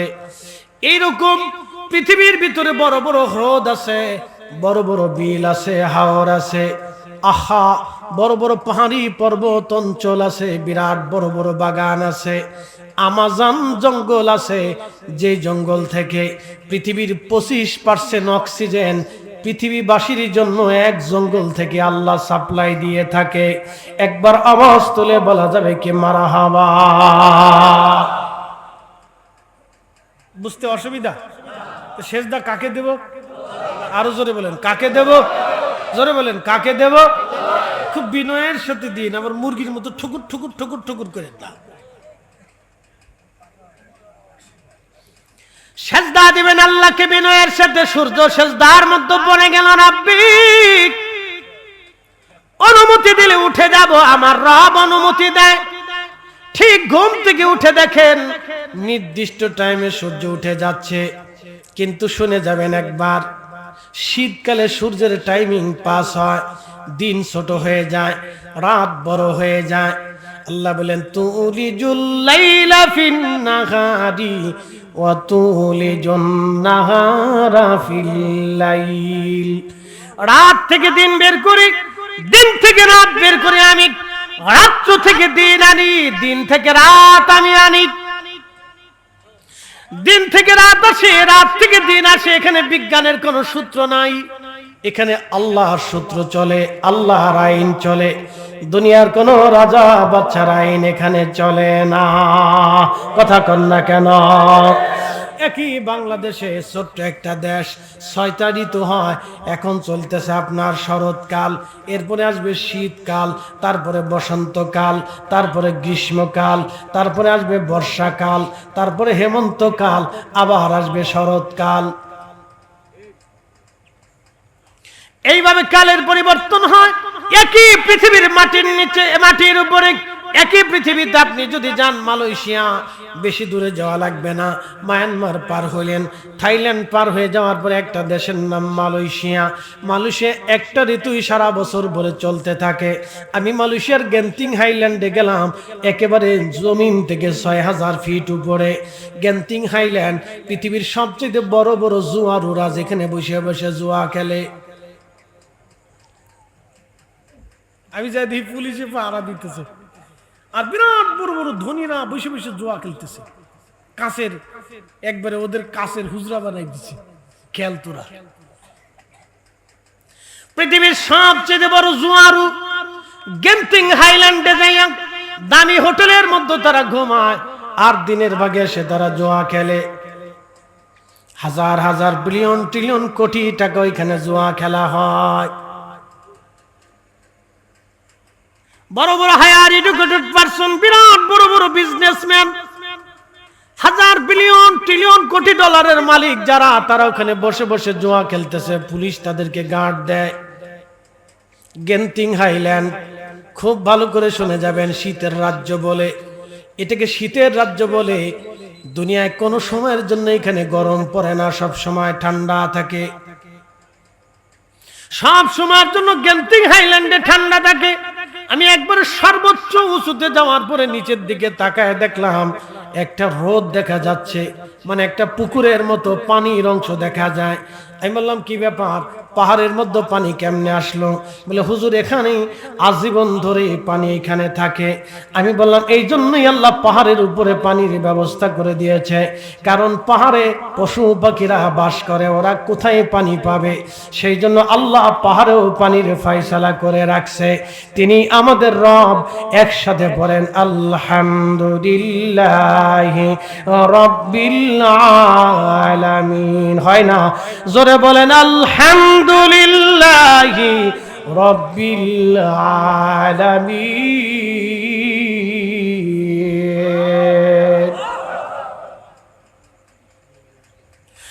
একটু নিচে আসলাম, দেখি চাইনিজদের গড়া বৌদ্ধ মন্দির বিরাট সুন্দর করে বানানো, শত শত কোটি টাকা খরচ করে পাহাড় কেটে পাহাড়ের কোনায় তারা মন্দির বানিয়েছে। আর আমরা বাংলাদেশি মুসলমানরা মসজিদে গেলে সিরা টাকা দেই, পয়সা টাকা দেই। একদিন আমার মুতল্লি বলল, হুজুর প্রত্যেক জুমাতে আমার মসজিদে হাউজিং হাজার হাজার টাকা ওঠে, 30-40 হাজার টাকা ওঠে, শুধু হাত কালেকশন, হ্যান্ড কালেকশন এরকম পর্যন্ত আসে। আমি মুতল্লি বলল, হুজুর আপনি একটু বলে দেন যাতে মানুষ সিরা টাকা না দেয়, যত ফসার সিরা টাকা মসজিদে দিয়ে যায়। আমি বললাম যারা সিরা টাকা ফসা টাকা মসজিদে দিয়ে যান তারাও নেকের মধ্যে সিরা নেকি ফসা নেকি পাবেন। বাঙালি মসজিদেও সিটারি করে, এই কথা কর না কে, মসজিদেও সিটারি করে, মসজিদেও সিটারি করে। খাবারের ভিতর ভেজাল, পানিতে ভেজাল, ডাবে ভেজাল, একবারে ফলে ভেজাল, আমে ভেজাল, এরপরে আপনার জামে ভেজাল। ভেজাল না আছে কোন জায়গা? ঢাকায় মাঝে মধ্যে চিন্তা করি দুধ খাই না বুড়িগঙ্গার পানি খাই, আল্লাহ জানে। কয়দিন আগে দেখতেছি পেঁপের মধ্যে ইনজেকশন মারতেছে, পেঁপে পেঁপে, হ্যাঁ কথা বুঝি নেই দেবা, ও কদুর ভিতরে ইনজেকশন মারেনি, মারি ফেলছে রে, তাহলে আর কদু খাওয়া যায়। দেখেন এত কোনায় কোনায় ফার্মেসি, তারপর বিশেষ হারতারে না বেটা, এত ওষুধ খাই কেমনে? বাপ রে বাপ, যেমনি ফুচকা খায় এমনি ওষুধ খায়। শুনে যাবেন, হ্যাঁ কালীগঞ্জবাসী, এত পরিমাণে ভেজালে জাতির ভিতরে মসজিদ থেকে তারা টাকা চুরি করে, মসজিদের ফ্যান চুরি করে, মসজিদের বাক্স ভাঙ্গা টাকা চুরি করে নিয়ে যায়, মসজিদের জুতা চুরি করে নিয়ে যায়। বাঙালি মুসলমান, কথা কন না কেন? তো পরিবর্তন কবে হবে? কবে হবে বলেন তো? হ্যাঁ, আমি মালদ্বীপে গেলাম, রাত 2-3টার সময় দেখি মেয়েরা রাস্তা দিয়ে হাঁটতেছে। জিজ্ঞেস করলাম এদেরকে ধরে না? এখানে ধরার মানুষ নেই। আমি বললাম বাংলাদেশে রাত 8টার পরে একটা মেয়েকে রাস্তায় ছেড়ে দিলে বাবার ঘুম আসে না, শরীর হার্টবিট বেড়ে যায়, প্রেশার হাই হয়ে যায়, যে মেয়েটা কি ফিরে আসলো না ধরা পড়ে গেল। এই কথা কর না কেন? এই নষ্ট সমাজ, এটা পরিবর্তন করতে হলেই অবশ্যই আপনাকে কোরআন সুন্নাহর আইন বাস্তবায়ন করতে হবে। কথা বলে ঠিক না বেটা? তাহলে পরিবর্তন হবে না, না পরিবর্তন হবে না, পরিবর্তন হবে না। আমি মালয়েশিয়ার মালাক্কা সাগরের ভিতরে একটা ছোট্ট দ্বীপ আছে, পোলাও বুসার, এক আল্লাহর অলির মাজার জিয়ারতে গেছিলাম। আপনারা নাম শুনলে অবশ্যই চিনবেন, এক নামে চিনবেন। বড় পীর মহিউদ্দিন আব্দুল কাদের জিলানী রহমতুল্লাহ আলাইহি চিনেন? কথা কন না কেন? চিনেননি? উনি রসুলের বংশধর, তাও কি ওনার আম্মা এবং আব্বা হাসান হুসেন রাদিয়াল্লাহু আনহুমার নসল। আল্লাহু আকবার। উনার সুযোগ্য সন্তান সুলতানুল আরিফিন শায়েখ ইসমাইল বুগদাদি আল হাসানি ওয়াল হুসেইনি রাহিমাহুল্লাহের মাজার সেই দ্বীপের ভিতরে 900 বছর আগে সাগর পথে এসে মালাক্কা, ইন্দোনেশিয়া, মালয়েশিয়া, ব্রুনাইতে তিনারা কালেমার দাওয়াত পৌঁছিয়েছেন। একসাথে বলবেন না মারহাবা? সারা পৃথিবীতে ওলিরা যেইভাবে কালেমার খেদমত করেছেন তার সেই পার্সেন্ট খেদমত আমরা করতে পারি নাই। কথা কন না কেন? ঠিক কিনা? না, 1% করতে পারি নাই, 1% করতে পারি। এখন তো বাংলাদেশে হাজার হাজার আলেম আছে, একসময় বাংলাদেশে কোনো আলেম ছিল না, তখন এদেশে ফুরফুরার হুজুররা এসে চাষাবাদ করে গেছে। হ্যাঁ, আসতে কোন কেন? কারামতুল জনপুরি চাষাবাদ করেছে, ওনাদের সিলসিলা নকশবন্দিয়া, মুজাদ্দিদিয়া, চিশতিয়া, কাদেরিয়া, পৃথিবীর বড় বড় বুজুর্গরা এই জমিনে দ্বীন চাষাবাদ করে গেছে। আজকে আমরা সেই দ্বীন পাইয়া সেই দ্বীন বুঝার চেষ্টা করি না, মসজিদে জুতা চুরি করি। আসতে কোনকে জোরে বলে? বাংলাদেশে যত হাজি আছে জিজ্ঞেস করেন কত % হাজির হজ হয়? কেউ না কেউ সুদের সাথে কারবারি আছে। গত বছরের আগের বছর হজে যাচ্ছি, তো আমাদের সাথে গ্রুপে হজে যাবে এক ভদ্রলোক আসছে, সরকারি চাকরি করে, ঢাকা 4-5টা বাড়ির মালিক, মাসে 50,000 টাকা বেতন পায়। বাকি টাকা কি জিবরাইল আলাইহিস সালাম দিয়ে গেছে নাকি বলেন? আমি আমার বসুন্ধরার জমি জমা কেনা বিক্রি টিক্রি করে এক ভদ্রলোকের দোকানে ওনার চেম্বারে বসে আছি, তো কেনাবেচা চলতেছে। আমার দেখলে খুব আদর করে। আমি হাউজিং মসজিদের খতিব, বসুন্ধরা মাদ্রাসার মুহতামিম সাহেব বসা আমার সামনে। আমরা দুজন বসে বসে গল্প করতেছি। তো ঠিক এমন সময় ভদ্রলোক আসছে, মাথায় টুপি, মুখে দাড়ি, সুন্দর পাঞ্জামি পায়জামা পরা, দেখলে মনে হবে বিরাট বড় বুজুর্গ আলাইসাল্লাম। শুনে যান আজকে, ভালো করে শুনে যান। 60 কোটি টাকা দিয়ে জায়গা কিনার বায়না করে গেল। কত কোটি? না, জোরে বলেন, কত কোটি? জীবনে কোনোদিন দেখেনও নাই। সে 60 কোটি টাকাতে জায়গা কিনবে, বায়না করলো। তো চলে যাওয়ার পরে ভদ্রলোক বলতেছে, হুজুর ওনার চিনেন? বললাম না। বলে উনি কে? উনি ঢাকার দক্ষিণের ওয়াসার ইঞ্জিনিয়ার। আমি বললাম বেতন কত? 60 কোটি টাকার জমি কিনতেছে, বেতন কত? সব মিলে ধরেন 50, 60, 70, 1 লক্ষ টাকায় ধরেন বকশিস টকশিস দিয়ে। তা বললাম মা বছরে কত? 12 লক্ষ টাকা। বললো খরচ কত? 6 লক্ষ টাকা। বাকি থাকে কত? বলে 6 লক্ষ টাকা। তো 6 লক্ষ করে আপনি বছরে হিসাব করেন তো, 60 কোটি টাকা হলে তার কত বছর পার হইতে হয়? ওর জীবন যাবে, যৌবন যাবে, আবার বুড়ো হবে, 23 বুড়া, 14 গোষ্ঠী বুড়ো হইব। বলে টাকা কই পেলো? হুজুর বুঝেন না, মারিং টু মারিং, মারিং টু মারিং।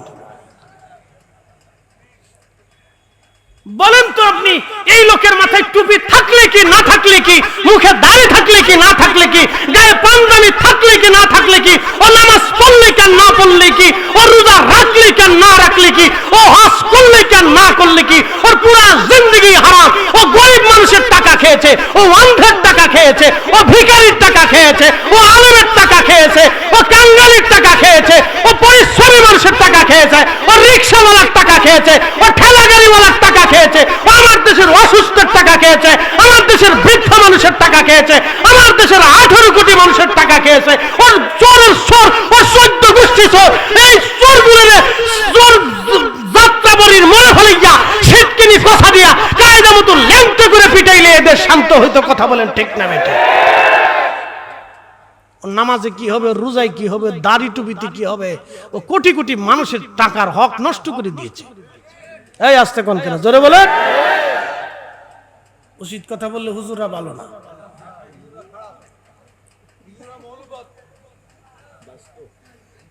বুঝেন আপনি, একজন ইঞ্জিনিয়ার 60 কোটি টাকা, আমার চোখের সামনে সে বায়না করে গেল 60 কোটি টাকার জায়গা কিনবে। মাথা নষ্ট হয়ে গেছে আমার, সর্বনাশ। আমি সারা জীবন পরিশ্রম করিয়া হাড় বাঙুনি খাটুনি খেটে কালকে মাহফিল করেছি সেই ব্রাহ্মণবাড়িয়ার নবীনগর থানা, সেখান থেকে মাহফিল করে আপনাদের উদ্দেশ্যে আসা, কত 100 কিলোমিটার গাড়ি দাবড়াইয়া এই গাড়ির ভিতরে বসে থেকে পা ফুলাইয়া ঘুম নষ্ট করিয়া শত শত কিলোমিটার পরিশ্রম করিয়া তারপরে আপনাদের এখানে আইসা আবার আপনাদের এখান থেকে চলে যাওয়া, বাড়ি পর্যন্ত যাওয়া, বাচ্চার খোঁজ নাই, স্ত্রীর খোঁজ নাই, সন্তান অসুস্থ, স্ত্রী বাচ্চাকে নিয়ে হসপিটালে গেছে, ডাক্তারের কাছে গেছে, জিজ্ঞাসা পর্যন্ত করতে পারি নাই। এই পরিশ্রম করার পরেও আমরা ফল পাই না। তারপরও আপনার কোন হুজুররা টাকা নিয়ে গেল রে। যে বেটা সুদ খায়, যে বেটা ঘুষ খায়, এই বেটারে ধরতে পারেন না? মমতা যখন জেলখানার ভিতরে আছে, ও কত লক্ষ টাকা নিছে এক গান গাইয়া, বলেন তো? এই কি কথা কর না কেন? লক্ষ লক্ষ টাকা নিছে গান গাইয়া। হয়েছে কি? তার বাড়ির ভিতরে কোটি কোটি টাকা পাওয়া গেছে। টাকা দিয়ে কি হয়েছে বলেন?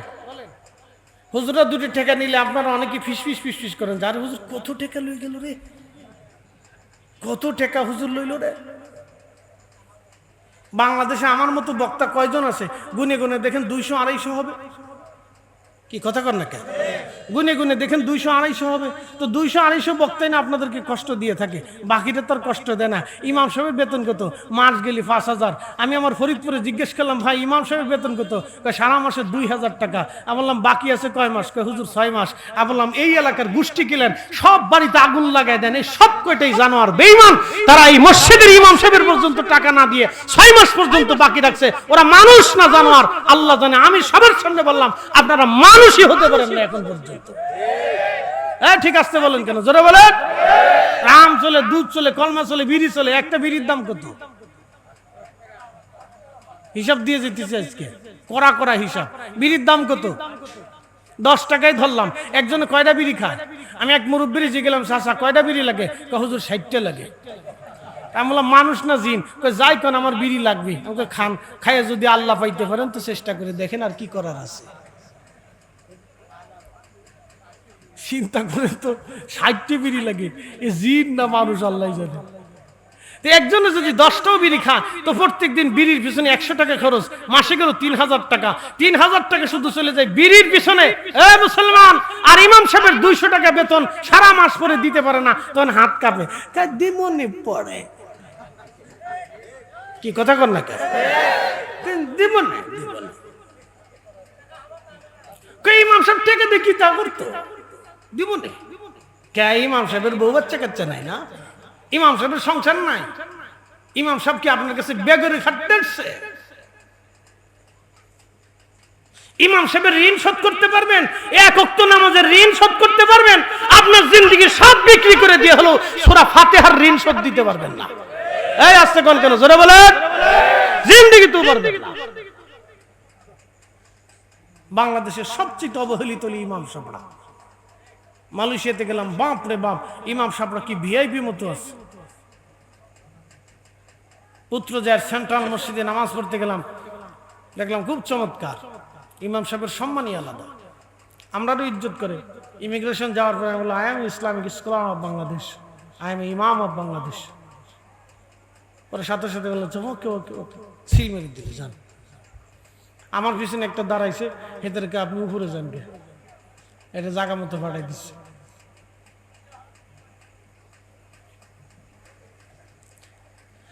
উপস্থিতি হাজিরিন, খুব ভালো করে শুনে যাবেন। যেখানে আলোচনা নিয়েছিলাম সেখানের দিকে ফিরে চলে যায় না? কষ্ট হচ্ছে আপনাদের? তাহলে একসাথে জোরে বলেন তো আল্লাহু আকবার। পৃথিবী যেখানে আল্লাহর ওলিরা গেছেন, কালেমা সেখানে গেছেন।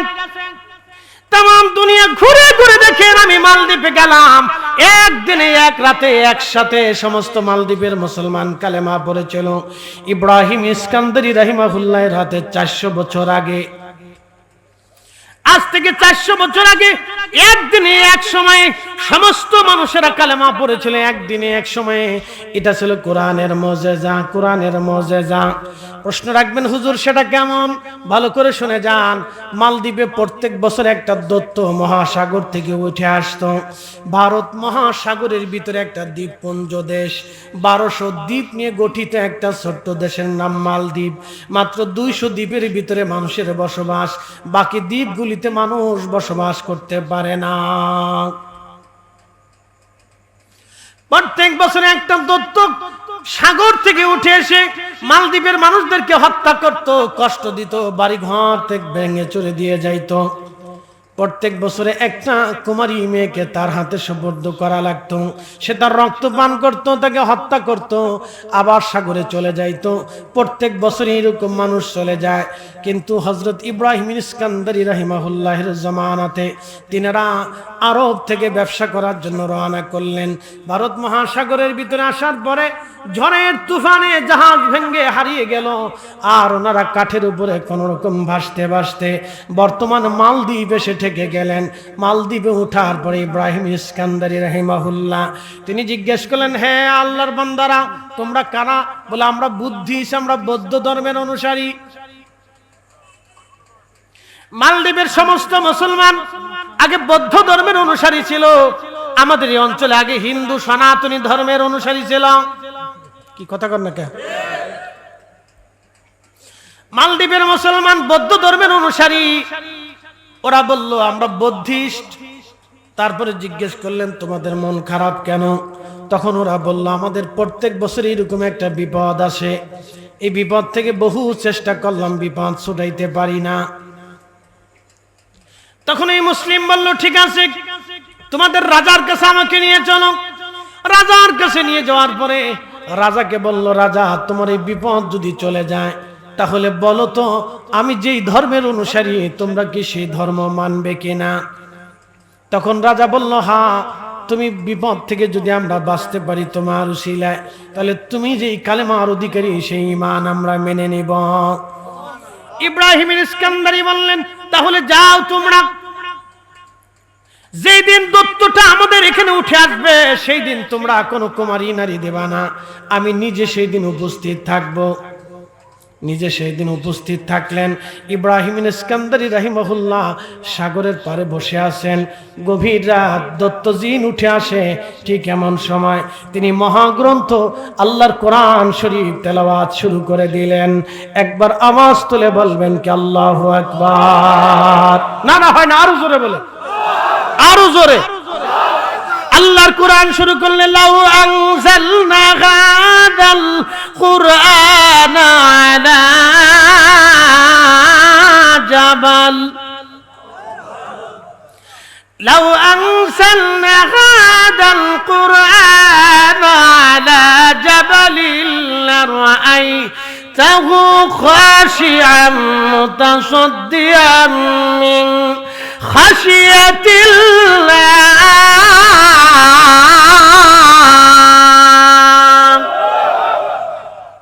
চলবে না বন্ধ হবে? আরো জোরে বলেন। জোর হয় না কেন? জোরসে বলো। আল্লাহ বলেন এই কোরআন যদি আমি পাহাড়ে নাজিল করতাম, হুজুর আপনি দেখতেন এই পাহাড় আমি আল্লাহর ভয়ে গলে গলে মিসমার হয়ে যাইতো। এই কোরআন আল্লাহ তার হাবিবের কলবের মধ্যে জমা করেছেন 23 বছরের জিন্দেগিতে 22,000 বার জিবরাইলের আগমনে 114টি সূরার বিন্যাসে 6,666টি আয়াতের মাধ্যমে আল্লাহ তার নবীর কলবের মধ্যে কোরআন জমা করছে। তো কলবের ওজন কত?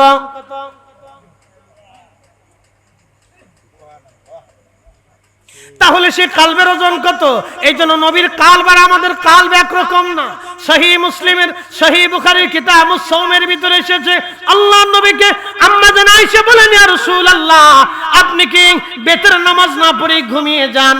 বলে হ্যাঁ আয়েশা, আমি বেতের এবং তারাবি একসাথে আদায় করি, বেতের এবং তাহাজ্জুদ আমি একসাথে আদায় করি। এই জন্য আল্লাহর নবী তাহাজ্জুদের সময় 11 রাকাত নামাজ পড়তেন, 8 রাকাত তাহাজ্জুদ, 3 রাকাত বেতের। একবার জোরে বলা যাবে কি মারহাবা?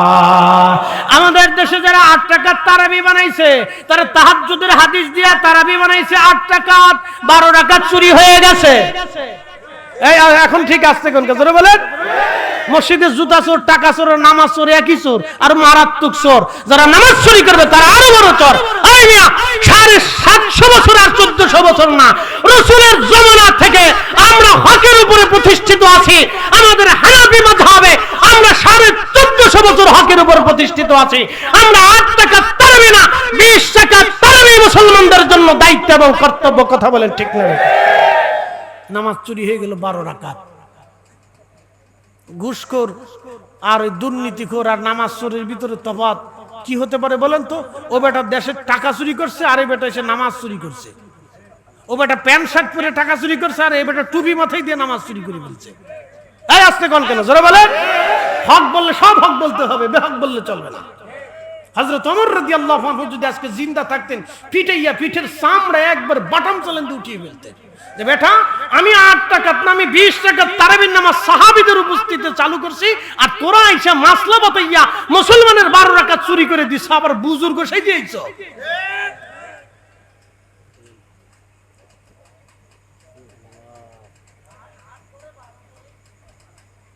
কষ্ট হচ্ছে আপনাদের? মসজিদ কোথায়? মাই বেজারা, কিছু করার নাই। দেশের লক্ষ লক্ষ মুসলমানের নামাজ শেষ করে ফেলছে। মাহে রমজান জীবনে একবার গেলে আর কখনো পাবেন ফিরে? এই কথা কর না কেন? পাবেন জীবনে আর ফিরে পাবেন? একটা মাহে রমজানের তারাবি চলে গেলে ওই তারাবি আর জীবনে কোনোদিন পাবেন? জিন্দেগিতেও পাবেন। আপনি জানেন কত বড় সর্বনাশ এটা?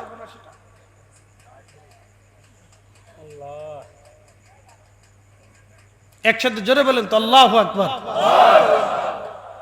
উচিত কথা কি বেশি বলে ফেললাম? জ্বালাও আছে, কিচ্ছু করার নেই।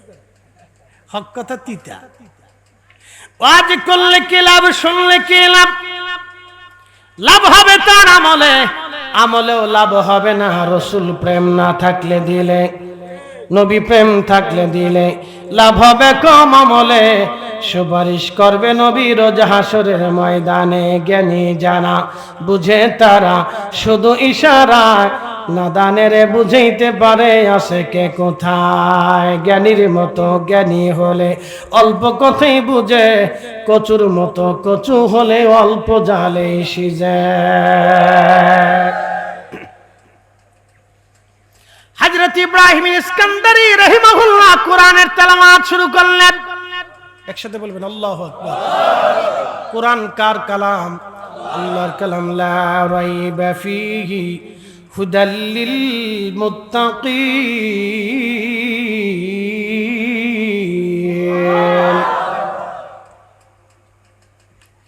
যালিকাল কিতাবু লা রাইবা ফীহি হুদাল লিল মুত্তাকিন।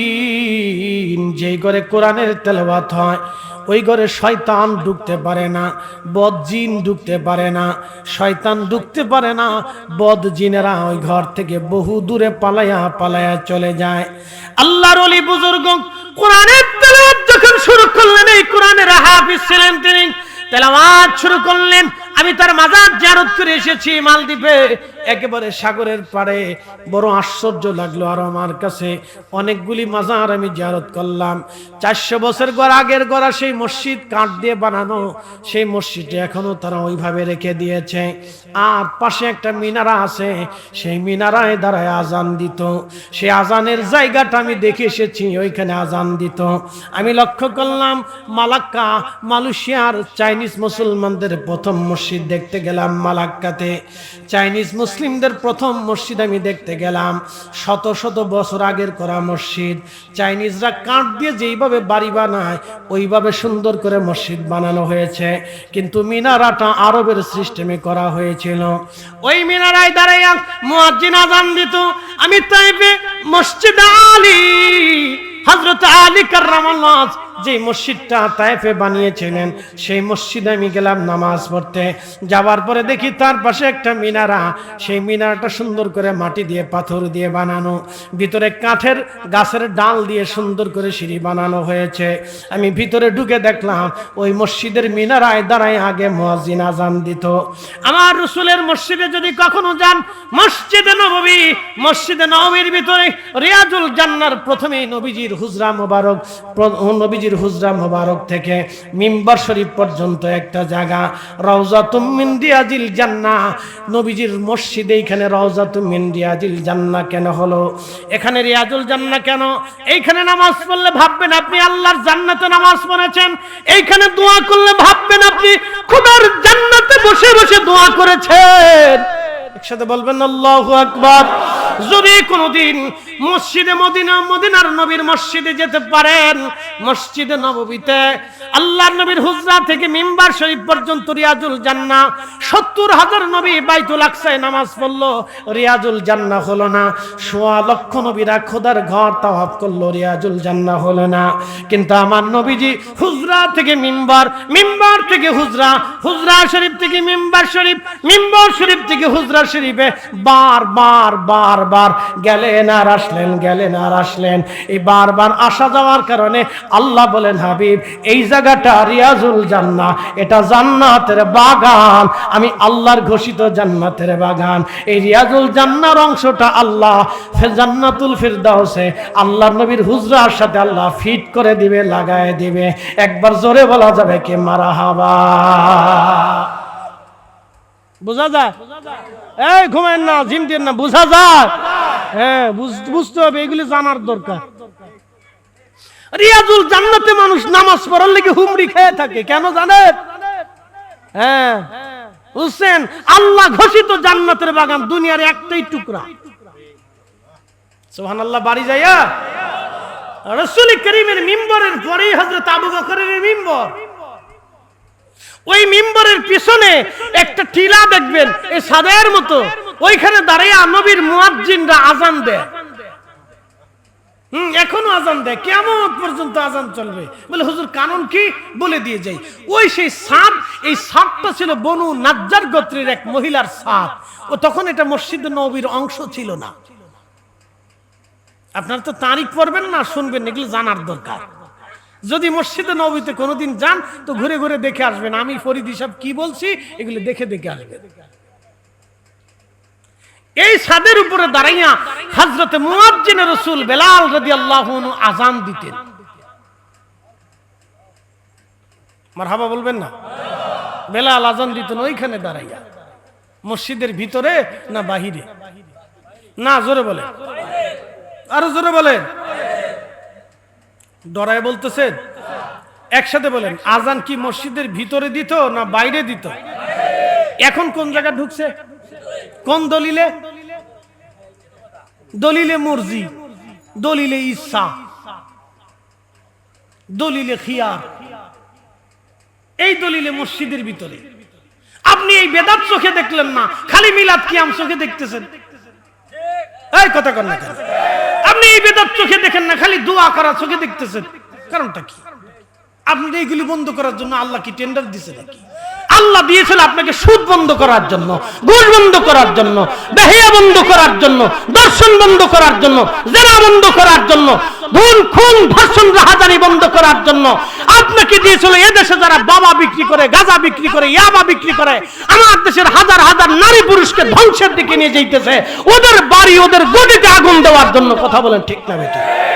আমরা তা পারিনি, আমরা পারছি মিলাদ বন্ধ করতে, ছাতা বন্ধ করে। আপনি কি করতে পারছেন? কি পারছেন? আপনি দোয়া বন্ধ করে দিয়েছেন, তো কি হয়েছে? উম্মতের লাভ কি হয়েছে বলেন তো?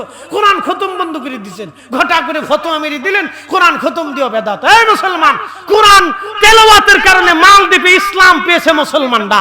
কোরআন শরীফ তেলাওয়াত করার কারণে জিন পালিয়ে চলে গেল। 450 বছর পর্যন্ত জিন আর কোনোদিন ফিরে আসে নাই।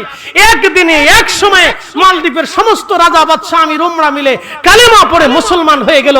সেই দিন থেকে মালদ্বীপে আযান শুরু হয়ে গেল, নামাজ শুরু হয়ে গেল, জিকির শুরু হয়ে গেল, আজও পর্যন্ত বন্ধ হয় নাই। একসাথে বলবেন আল্লাহু আকবার। মালদ্বীপ সরকার আইন করে পাস করছে, আমার দেশে কেউ যদি নাগরিকত্ব পেতে হয় তাহলে তাকে 100% মুসলিম হতেই হবে। আইন করে দিছে, আমার দেশে কোনো অমুসলিম নাগরিকত্ব পাবে না। একবার আইন করে দিছে। তো কোরআন তেলাওয়াতের কারণে মালদ্বীপের মুসলমানরা কালেমা পাইল, আর আপনার বাড়িতে কোরআন খতম হবে ফতোয়া মেরে বেদাত দিয়ে বন্ধ করে দিল। বিরাট বুজুর্গি ভাব দেখাইছি আমরা, একবার ভাবছি যে বিরাট দিন কায়েম করে ফেলছি।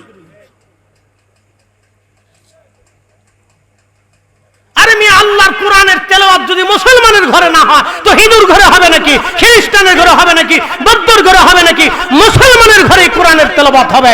কথা বলেন না কেন? ঠিক কিনা? আরে মুসলমানের বাড়ি কোরআন খতম হবে, চলবে? এই আস্তে ভয় ভয় বলবেন না, জোরে বলেন, চলবে? হ্যাঁ, মুসলমানের বাড়ি কোরআন খতম হবে।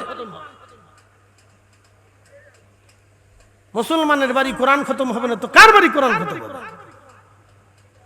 খাদিম রাসূল হযরত আনাস রাদিয়াল্লাহু আনহু, পৃথিবীতে আর কখনো দ্বিতীয় খাদেমের জন্ম হবে না, না না, আর কখনো আসবে না। হযরত আনাস রাদিয়াল্লাহু আনহু তিনি প্রত্যেক রাত সারা রাত্র কোরআন পড়তেন, তাহাজ্জুদ পড়তেন, ফজর পড়ে বাড়িতে আসতেন। ওনার 100-র মতো সন্তান ছিল। সুবহানাল্লাহ কি বাজ্যে? কত এরকম বেটা দেশে আসেনি, বাংলাদেশে নাই, আরবেও নাই, অনারবেও নাই। এরকম বেটা কোনো মার ঘরে আর কোনোদিন আসবেও না। কয়দিন আগে শুনছিলাম পাকিস্তানের এক বেটার 40টে হয়েছে। 40টে কি বেটার বেটারে? এই আমার দিকে তাকান। খাদিম রাসূল নবীজির খেদমত করতেন, যায় নামাজ বিছাইতেন, পানি এনে দিতেন, খাবার এনে দিতেন, আম্মাজানদের কাছে যাইতেন। একদিন খাদিম রাসূল হযরত আনাসের মা বলতেছে, খাদেম রে, তোরে তো রসুলের খেদমতে দিছি, দোয়া খায়ের কিছু চাইছিস? বলে না মা। কি দোয়া চাবো? বলে যা আল্লাহর মেহবুবের কাছে যা বলবি, আল্লাহ যেন আমাকে সন্তানে এবং সম্পদে যেন আল্লাহ বরকত দেয়। দুইটা দোয়া, সন্তানে সম্পদে, সন্তানে সম্পদে। এই লাড়াচাড়া দিবেন না, সন্তানে সম্পদে। ও তো ছোট মানুষ, নবীজির খাদিম, তখনও ছোট। তখন এই খাদিম এত বুঝে সারে নাই আমি কি দোয়া চাইতেছি। মা তো শিখিয়ে দিছি, যা দোয়া চাও। খাদেম এসে বলে, হুজুর আপনি আমাকে কিছু দিবেন? বলে কি চাও তুমি? বলে হুজুর আমার জন্য একটা দোয়া করে দেন। বলে আমার খাদেম, কি দোয়া চাও বলো? খাদেম বলল হুজুর আপনি দোয়া করে দেন আল্লাহ যেন আমার সম্পদে এবং সন্তানে বরকত দেয়।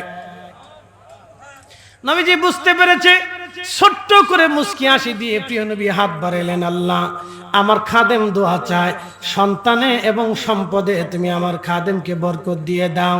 দোয়া করতে দেরি হয়েছে, আসমানে দোয়া পৌঁছাইতে দেরি হয় নাই।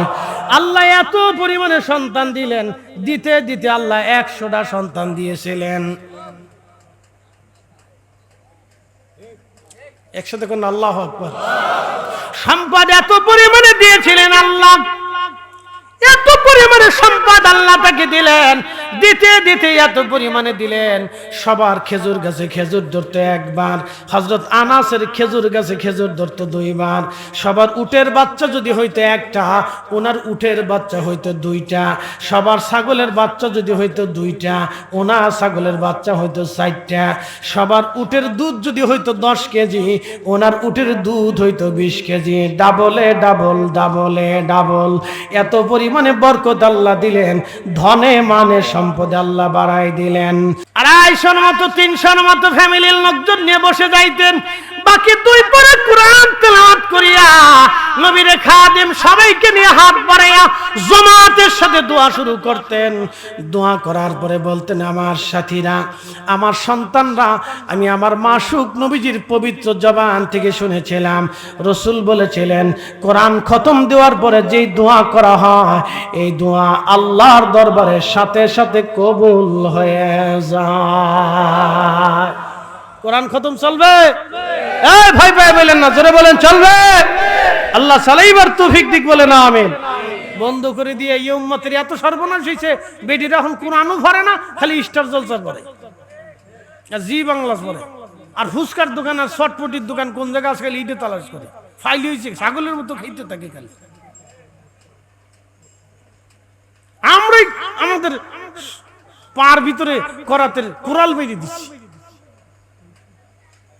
মুসলমানদেরকে যত ফিকিরের জিকিরের মজলিস আনবেন তত লাভ, মুসলমানদেরকে এই মজলিস থেকে যত তাড়াবেন তত ক্ষতি।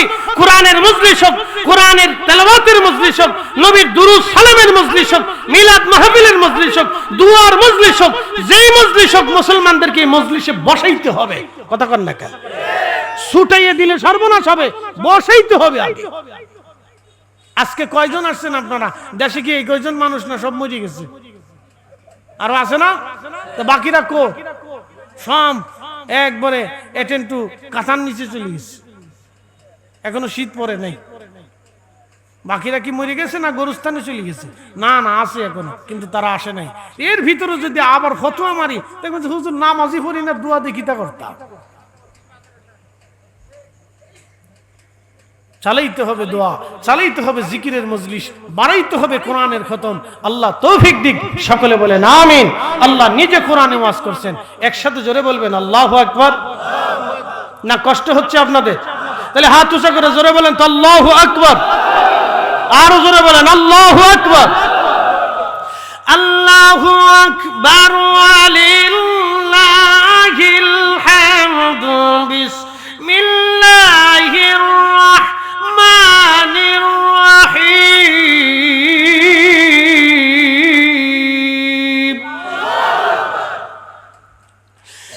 ফামান ইয়ামাল মিসকালা যাররাতিন খায়রান ইয়ারাহু ওয়া মান ইয়ামাল মিসকালা যাররাতিন শাররান ইয়ারাহু। নেকের কাজ যত ছোট হোক ছাড়ব না, গুনার কাজ যত ছোট হোক করব না।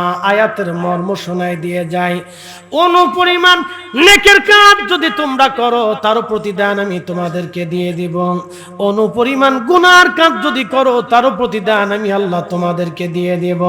নেকের কাজ যত ছোট হোক ছাড়ব না, গুনার কাজ যত ছোট হোক করব না। আমাদের দেশে অনেকে বলে হুজুর এত ওয়াজ দিয়ে কি হবে? কি কথা কর না কেন?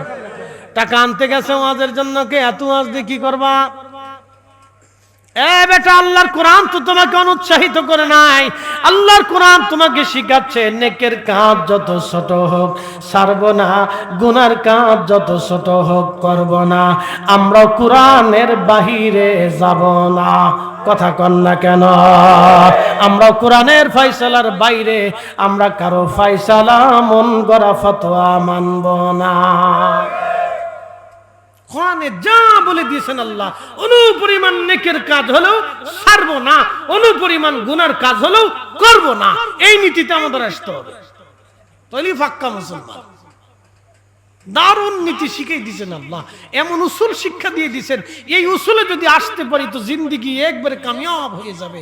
গুনার পরিমাণ যত ছোট হোক ছাড়ব না, গুনার নেকের পরিমাণ যত ছোট হোক ছাড়ব না, গুনার পরিমাণ যত ছোট হোক করব না।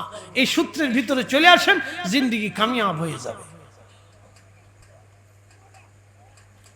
বলছিলাম সূর্যের কথা, সূর্য ডুবে যে আল্লাহকে সেজদা দেয়, সূর্যটা আল্লাহকে সেজদা দিয়ে অনুমতি চায়। রব যদি অনুমতি দেন আমি আলো নিয়ে ফিরে যাব, আমার রব আমার আল্লাহ অনুমতি দেয়, সূর্য আবার আলো নিয়ে ফিরে আসে। কিন্তু কিয়ামতের পূর্ব সময় আল্লাহ অনুমতি দেবে না, দেবে না, দেবে না, দেবে না, দেবে না। 6 মাস পার হয়ে যাবে, সারা পৃথিবী একেবারে অন্ধকারাচ্ছন্ন হয়ে যাবে। আপনারা জানেন না, পৃথিবীর একটা দেশের নাম নরওয়ে, নরওয়ের একটা অঞ্চল আছে, যেই অঞ্চলে 3 মাস পর্যন্ত সূর্য উঠেই না, আবার 3 মাস পর্যন্ত সূর্য ডোবেই না। সুবহানাল্লাহ কইলেন না আপনারা? 3 মাস পর্যন্ত সূর্য উঠে না, অন্ধকারে পড়ে থাকে, আবার 3 মাস পর্যন্ত সূর্য ডোবে না, আলো হয়ে থাকে। এখন বলেন তো, 3 মাস পর্যন্ত যেখানে সূর্য ডোবে না সেখানে মাগরিব হবে কেমনে? কি জটিল কথা! যেখানে 3 মাস সূর্য ডুবেই না সেখানে ফজর হবে কেমনে, এশা হবে কেমনে, জোহর হবে কেমনে? বলে দিয়ে যান। যারা বলতেছে আমরা কোনো মাযহাব মানি না, আমরা সহিহ হাদিস ছাড়া আর কিছু মানি না, ওদেরকে জিজ্ঞেস করেন যে যদি মাযহাব না মানো তাহলে এই মাসালা বলে দিয়ে যাও সহিহ হাদিস দিয়া। এই কথা কর না কেন? বলে দিয়ে দাও এই মাসালা সহিহ হাদিস দিয়া। ফাজলামি করার আর জায়গা পাও না? ধর্ম নিয়ে খেলা খেলা চলতেছে নাকি?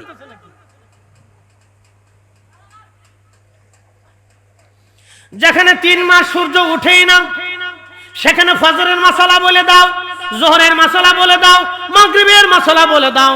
তো তোমার মন গড়া বললে হবে না, সহিহ হাদিস দিয়ে বলতে হবে। এই জন্য মাযহাব মানতে হবে, ফিকহি আইন মানতে হবে। যদি মাযহাবের ভিতরে না আসেন তাহলে উম্মত অন্ধকারে নিমজ্জিত হবে। আপনাদেরকে শিখাচ্ছে কোনো মাযহাব লাগবে না, সহিহ হাদিসই চলবে। তা আমরা কি মাযহাবওয়ালারা সহিহ হাদিস ছাড়া? তুমি এমন ভাবে বুঝাইতে চাও যে আমরা মনে হয় সহিহ হাদিস মানি না, সহিহ হাদিস দেশে বুঝি না। আরে বেটা, মাযহাবওয়ালারা এই দেশে সহিহ হাদিস এনেছে, মাযহাবওয়ালারা এই দেশে ইসলাম এনেছে, মাযহাবওয়ালারা এই দেশে কোরআন শিখিয়েছে, মাযহাবওয়ালারা এই দেশে কালেমা শিখিয়েছে। হাত উঁচু করে বলেন ঠিক না বেঠে? তুমি এসে আমার মাযহাব শিখাইতে চাও, সহিহ হাদিস বুঝাইতে চাও না? শাহ ওলিউল্লাহ মুহাদ্দিস দেহলভী না আসলে সহিহ হাদিসে বুঝতা না। মুজাদ্দিদ আল ফিসানি রুহানি সন্তান হযরত শেখ আব্দুল হক মুহাদ্দিস দেহলভী না আসলে তুমি সহিহ হাদিসে জানতা না। তুমি আমারে বুঝাইতেছো সহিহ হাদিস। বেটা, যারা এদেশে কালেমা এনেছে তারা আমাদেরকে সহিহ হাদিস ও সহিহ দ্বীন দিয়ে গেছে। তোমার গান নতুন করে সহিহ হাদিস আমার বোঝার দরকার নাই। আমরা 1400 বছর ধরে সহিহ হাদিস বুঝি। কি আসতে কোন কেন না? কষ্ট হচ্ছে আপনাদের? হ্যাঁ, সাইডে কথা দিয়ে সাইডে কথা বলার লোক আমি না। সাইডে কথা বলতে যাবো কেন? যেটা বিশুদ্ধ সেটা বিশুদ্ধ বলতে হবে, যেটা অশুদ্ধ সেটা অশুদ্ধ বলতে হবে। আমাদের মাযহাবের ইমাম ছিলেন ইমাম আবু হানিফা রাহমাতুল্লাহ আলাইহি। তার উস্তাদের নাম কি জানেন? ইব্রাহিম নখী। তার উস্তাদের নাম কি জানেন? আব্দুল্লাহ ইবনে মাসউদ রাদিয়াল্লাহু আনহু। তার উস্তাদের নাম কি জানেন? রাহমাতুল লিল আলামিন। নবীজির ছাত্রের ছাত্র, নবীজির নাতি ছাত্রের ছাত্র আমাদের মাযহাবের ইমাম। নবীজির ছাত্রের ছাত্রের ছাত্র, আবার বলি রসুলের ছাত্র, তার ছাত্র, তার ছাত্র, আমাদের মাযহাবের ইমাম, তারা দিন বুঝে নাই, তুমি এসে আমরা সহিহ হাদিস বুঝাইতে চাও। তারা 8 টাকা তারাবি বুঝে নাই, তুমি এসে আমার 22 টাকা তারাবি থেকে 8 টাকা বানাইতে চাও। তারা বেতের নামাজ 3 রাকাত বুঝে নাই, তুমি এসে আমার 1 রাকাত বুঝাইতে চাও। আরে মিয়া, 1400 বছর ধরে যারা কালেমা দিয়েছে, আমাদেরকে দিন দিয়েছে, কোরআন শিখিয়েছে, এদেশে যারা মাদ্রাসা বানিয়েছে, তারা সবাই মাযহাবী ছিল, সারা সবাই তরিকতপন্থী ছিল। কথা বলেন ঠিক না বেঠিক? আপনি আমার কি দিন বুঝাইতে চাইতেছেন? দিন বুঝতে বুঝতে বুঝতে বুঝতে আমাদের আকাবিররা ঘুমিয়ে গেছেন মাটির নিচে। এমন ভাবে দিন বুঝাইছেন, দিন বুঝাইতে বুঝাইতে তাদের সহায় সম্বল সব কিছু বিক্রি করে দিয়ে দিনহীন হয়ে একেবারে নিঃস্বার্থভাবে আল্লাহ তার রসুলের তরিকার খেদমত করে তারা ঘুমিয়ে আছে। প্রিয় বোটমারিবাসী, অনেক কথা বলে ফেলছি, রাগ করবেন না।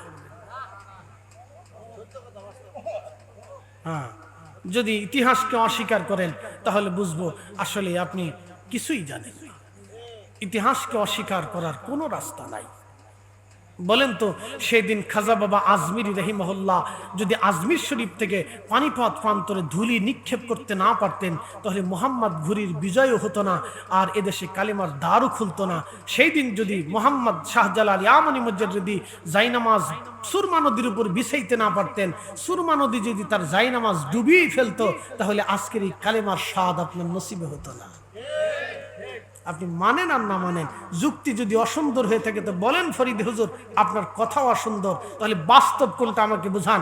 এদেশে 60 লক্ষ আলেম, আমরা এখনো পারি নেই এদেশে ইনসাফ প্রতিষ্ঠিত করতে, এখনো পারি নাই সুদ বন্ধ করতে, ঘুষ বন্ধ করতে, পতিতলায় বন্ধ করতে, এখনো আমরা পারি নাই ধর্ষণ বন্ধ করতে, খুন বন্ধ করতে, এখনো পারি নাই কাতল বিল কতল, হত্যার পরিবর্তে হত্যা করতে হবে, দ্রুত বিচার কার্য করতে হবে, যিনি হত্যা করবে তাকে হত্যা করতে হবে।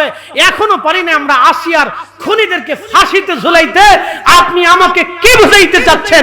এখনো পারি না এদেশে আসিয়ার মতো একজন নিরীহ, একজন গরিব মানুষের মেয়ের খুনিদেরকে এখনো আমরা ফাঁসির কাস্টে ঝুলাইতে পারি নাই। এরকম বহু আসিয়া যুগের পর যুগ, বছরের পর বছর এইভাবে মারা যাচ্ছে। তাদের ফাঁসির কাস্টে, তাদের সেই দর্শনকারী আর তাদের সেই হত্যাকারীদেরকে আমরা এখনো ফাঁসির কাস্টে ঝুলাইতে পারি নাই। কথা কন না কেন? ঠিক কিনা? আপনি কি বুঝাইতে চান? আমরা পারি নাই, কিন্তু সেই দিন শাহজালাল ইয়ামানি মসজিদ যদি জায়নামাজ বিছাইতে না পারতেন তো কালেমা কোথার থেকে পাইতেন? ইতিহাস এত তাড়াতাড়ি ভুলে গেলেন। আমরা 60 লক্ষ আলেম যা পারি নাই উনি একা থা করে দিয়ে গেছেন। আমরা 60 লক্ষ আলেম যা পারি নাই, খাজা বাবা আজমিরি রহিমাহুল্লাহ আজমিরের হিন্দুস্তানের এক হিন্দু সনাতনী অঞ্চলে বসে বসে তিনি তাহা করিয়ে দেখে 90 লক্ষ মানুষের কলিজায় কালেমা ঢুকিয়ে দিয়ে তিনি ঘুমিয়ে গেছেন। একসাথে বলবেন না মারহাবা? আর আপনি এসেছেন আমাকে সহিহ হাদিস বুঝাইয়া, আমার বুঝাইতে যে 8 টাকার তারাবি নাকি বলেন, আর আপনি বলবেন আর আমি বুঝে নিয়ে গিলে গিলে খাবো। এ কি পান খাওয়া পাইছেন আর চা খাওয়া পাইছেন? যে ভোটের জন্য 2 কাপ চা খাওয়ালি একবারে সারা মাস ভরে খালি বলতেছে মার্কা কিরে, বলে কোন সে মার্কা, বলে কলস, আরো জোরে কলস, জোর হয় না কেন কলস, জোরছে বলো কলস, আরো জোরে কলস, সারা রাত ভরে চিল্লিছে কলস কলস কলস কলস করিয়া। বদনালা করছে কি, নির্বাচনের আগের দিন রাত্রিবেলা যাকে এই দে 5000 টাকা মেরে দিলাম, তোর ফ্যামিলিতে 5টা ভোট আছে, কালকে বদনা মার্কা মেরে দিবি। একবারে সারা মাস ভরে কলস কলস করে চিল্লিছে, 5000 টাকা পায় পরের দিনে একবারে 10টার ভিতরে ঢুকে ধাম ধাম ধাম ধাম করে বদনা মার্কা মেরে দিচ্ছে। এটা মেড ইন বাংলাদেশ। কি আসতে কোন জোরে বলেন? এটা মেড ইন বাংলাদেশ। এদেশে কি কারে বুঝাবেন? এখনো মসজিদের জুতা চুরি হয়। আমি যে বলছিলাম মালাক্কা হুজুর গাউসে পাকের মহিউদ্দিন আব্দুল কাদের জিলানির সন্তানের মাজার শরীফ জিয়ারত করতে যাব, তো ওই সমুদ্রের ঘাটের এখানে এই ওয়াশরুম চিন্তা করলাম একবারে ফ্রেশ হয়ে অজু টুজু অজু করে এরপরে ফ্রেশ হয়ে যায়। তো অজু টুজু করে আসার পরে দেখি একটা বাক্স আছে, বাক্সের ভিতরে এই একটা টেবিল আছে, টেবিলের উপরে একটা বাক্স আছে। আমি বললাম কি এটা কি দান বাক্স নাকি? হুজুর না, দান বাক্স না, এটা হলো ওই যে আপনি পেশাব টেশাব করছেন এটার জন্য টাকা দিতে হবে। বললাম কত টাকা? বলে 1 রিঙ্গিত, বাংলাদেশের 30 টাকা। তো দিলাম 1 টাকা। কি দেখেন, স্বাধীনতা হয়েছে আমাদের 6 বছর আগে, আজকে মালয়েশিয়ার টাকার দাম বাংলাদেশের 30 টাকা আর ওদেশের 1 টাকা। কত উন্নত আমরা হয়েছি, ওদের 6 বছর পরে মাত্র আমরা স্বাধীন হয়েছি, তারপরেও দেখেন এখনো গুতাগুতি যায় নাই।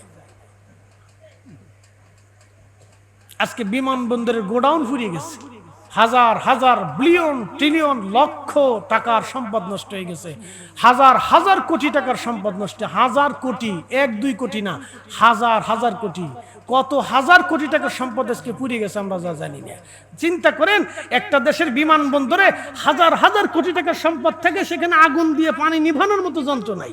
কি বিমানবন্দর, এত চুরি, এত চুরি যে দেশে হয়তো বিমানবন্দরে আগুন, পানি নিভানোর জন্য, আগুন নিভানোর জন্য পানি কোত্থেকে থাকবে? উচিত বললে তো হুজুর ভালো না। কি আশ্চর্য, হাজার হাজার কোটি টাকার সম্পদ আজকে পুড়িয়ে গেল। একজন বলতেছে ওনার 1200 কোটি টাকার সম্পদ আজকে পুড়ে গেছে, একজনেরই, বাকিগুলোর বললাম না। 1200 কোটি বুঝেন, এই জন্য এখানে 1000 টাকার বান্ডিল দিয়ে নিয়ে সারতে পারবেন না।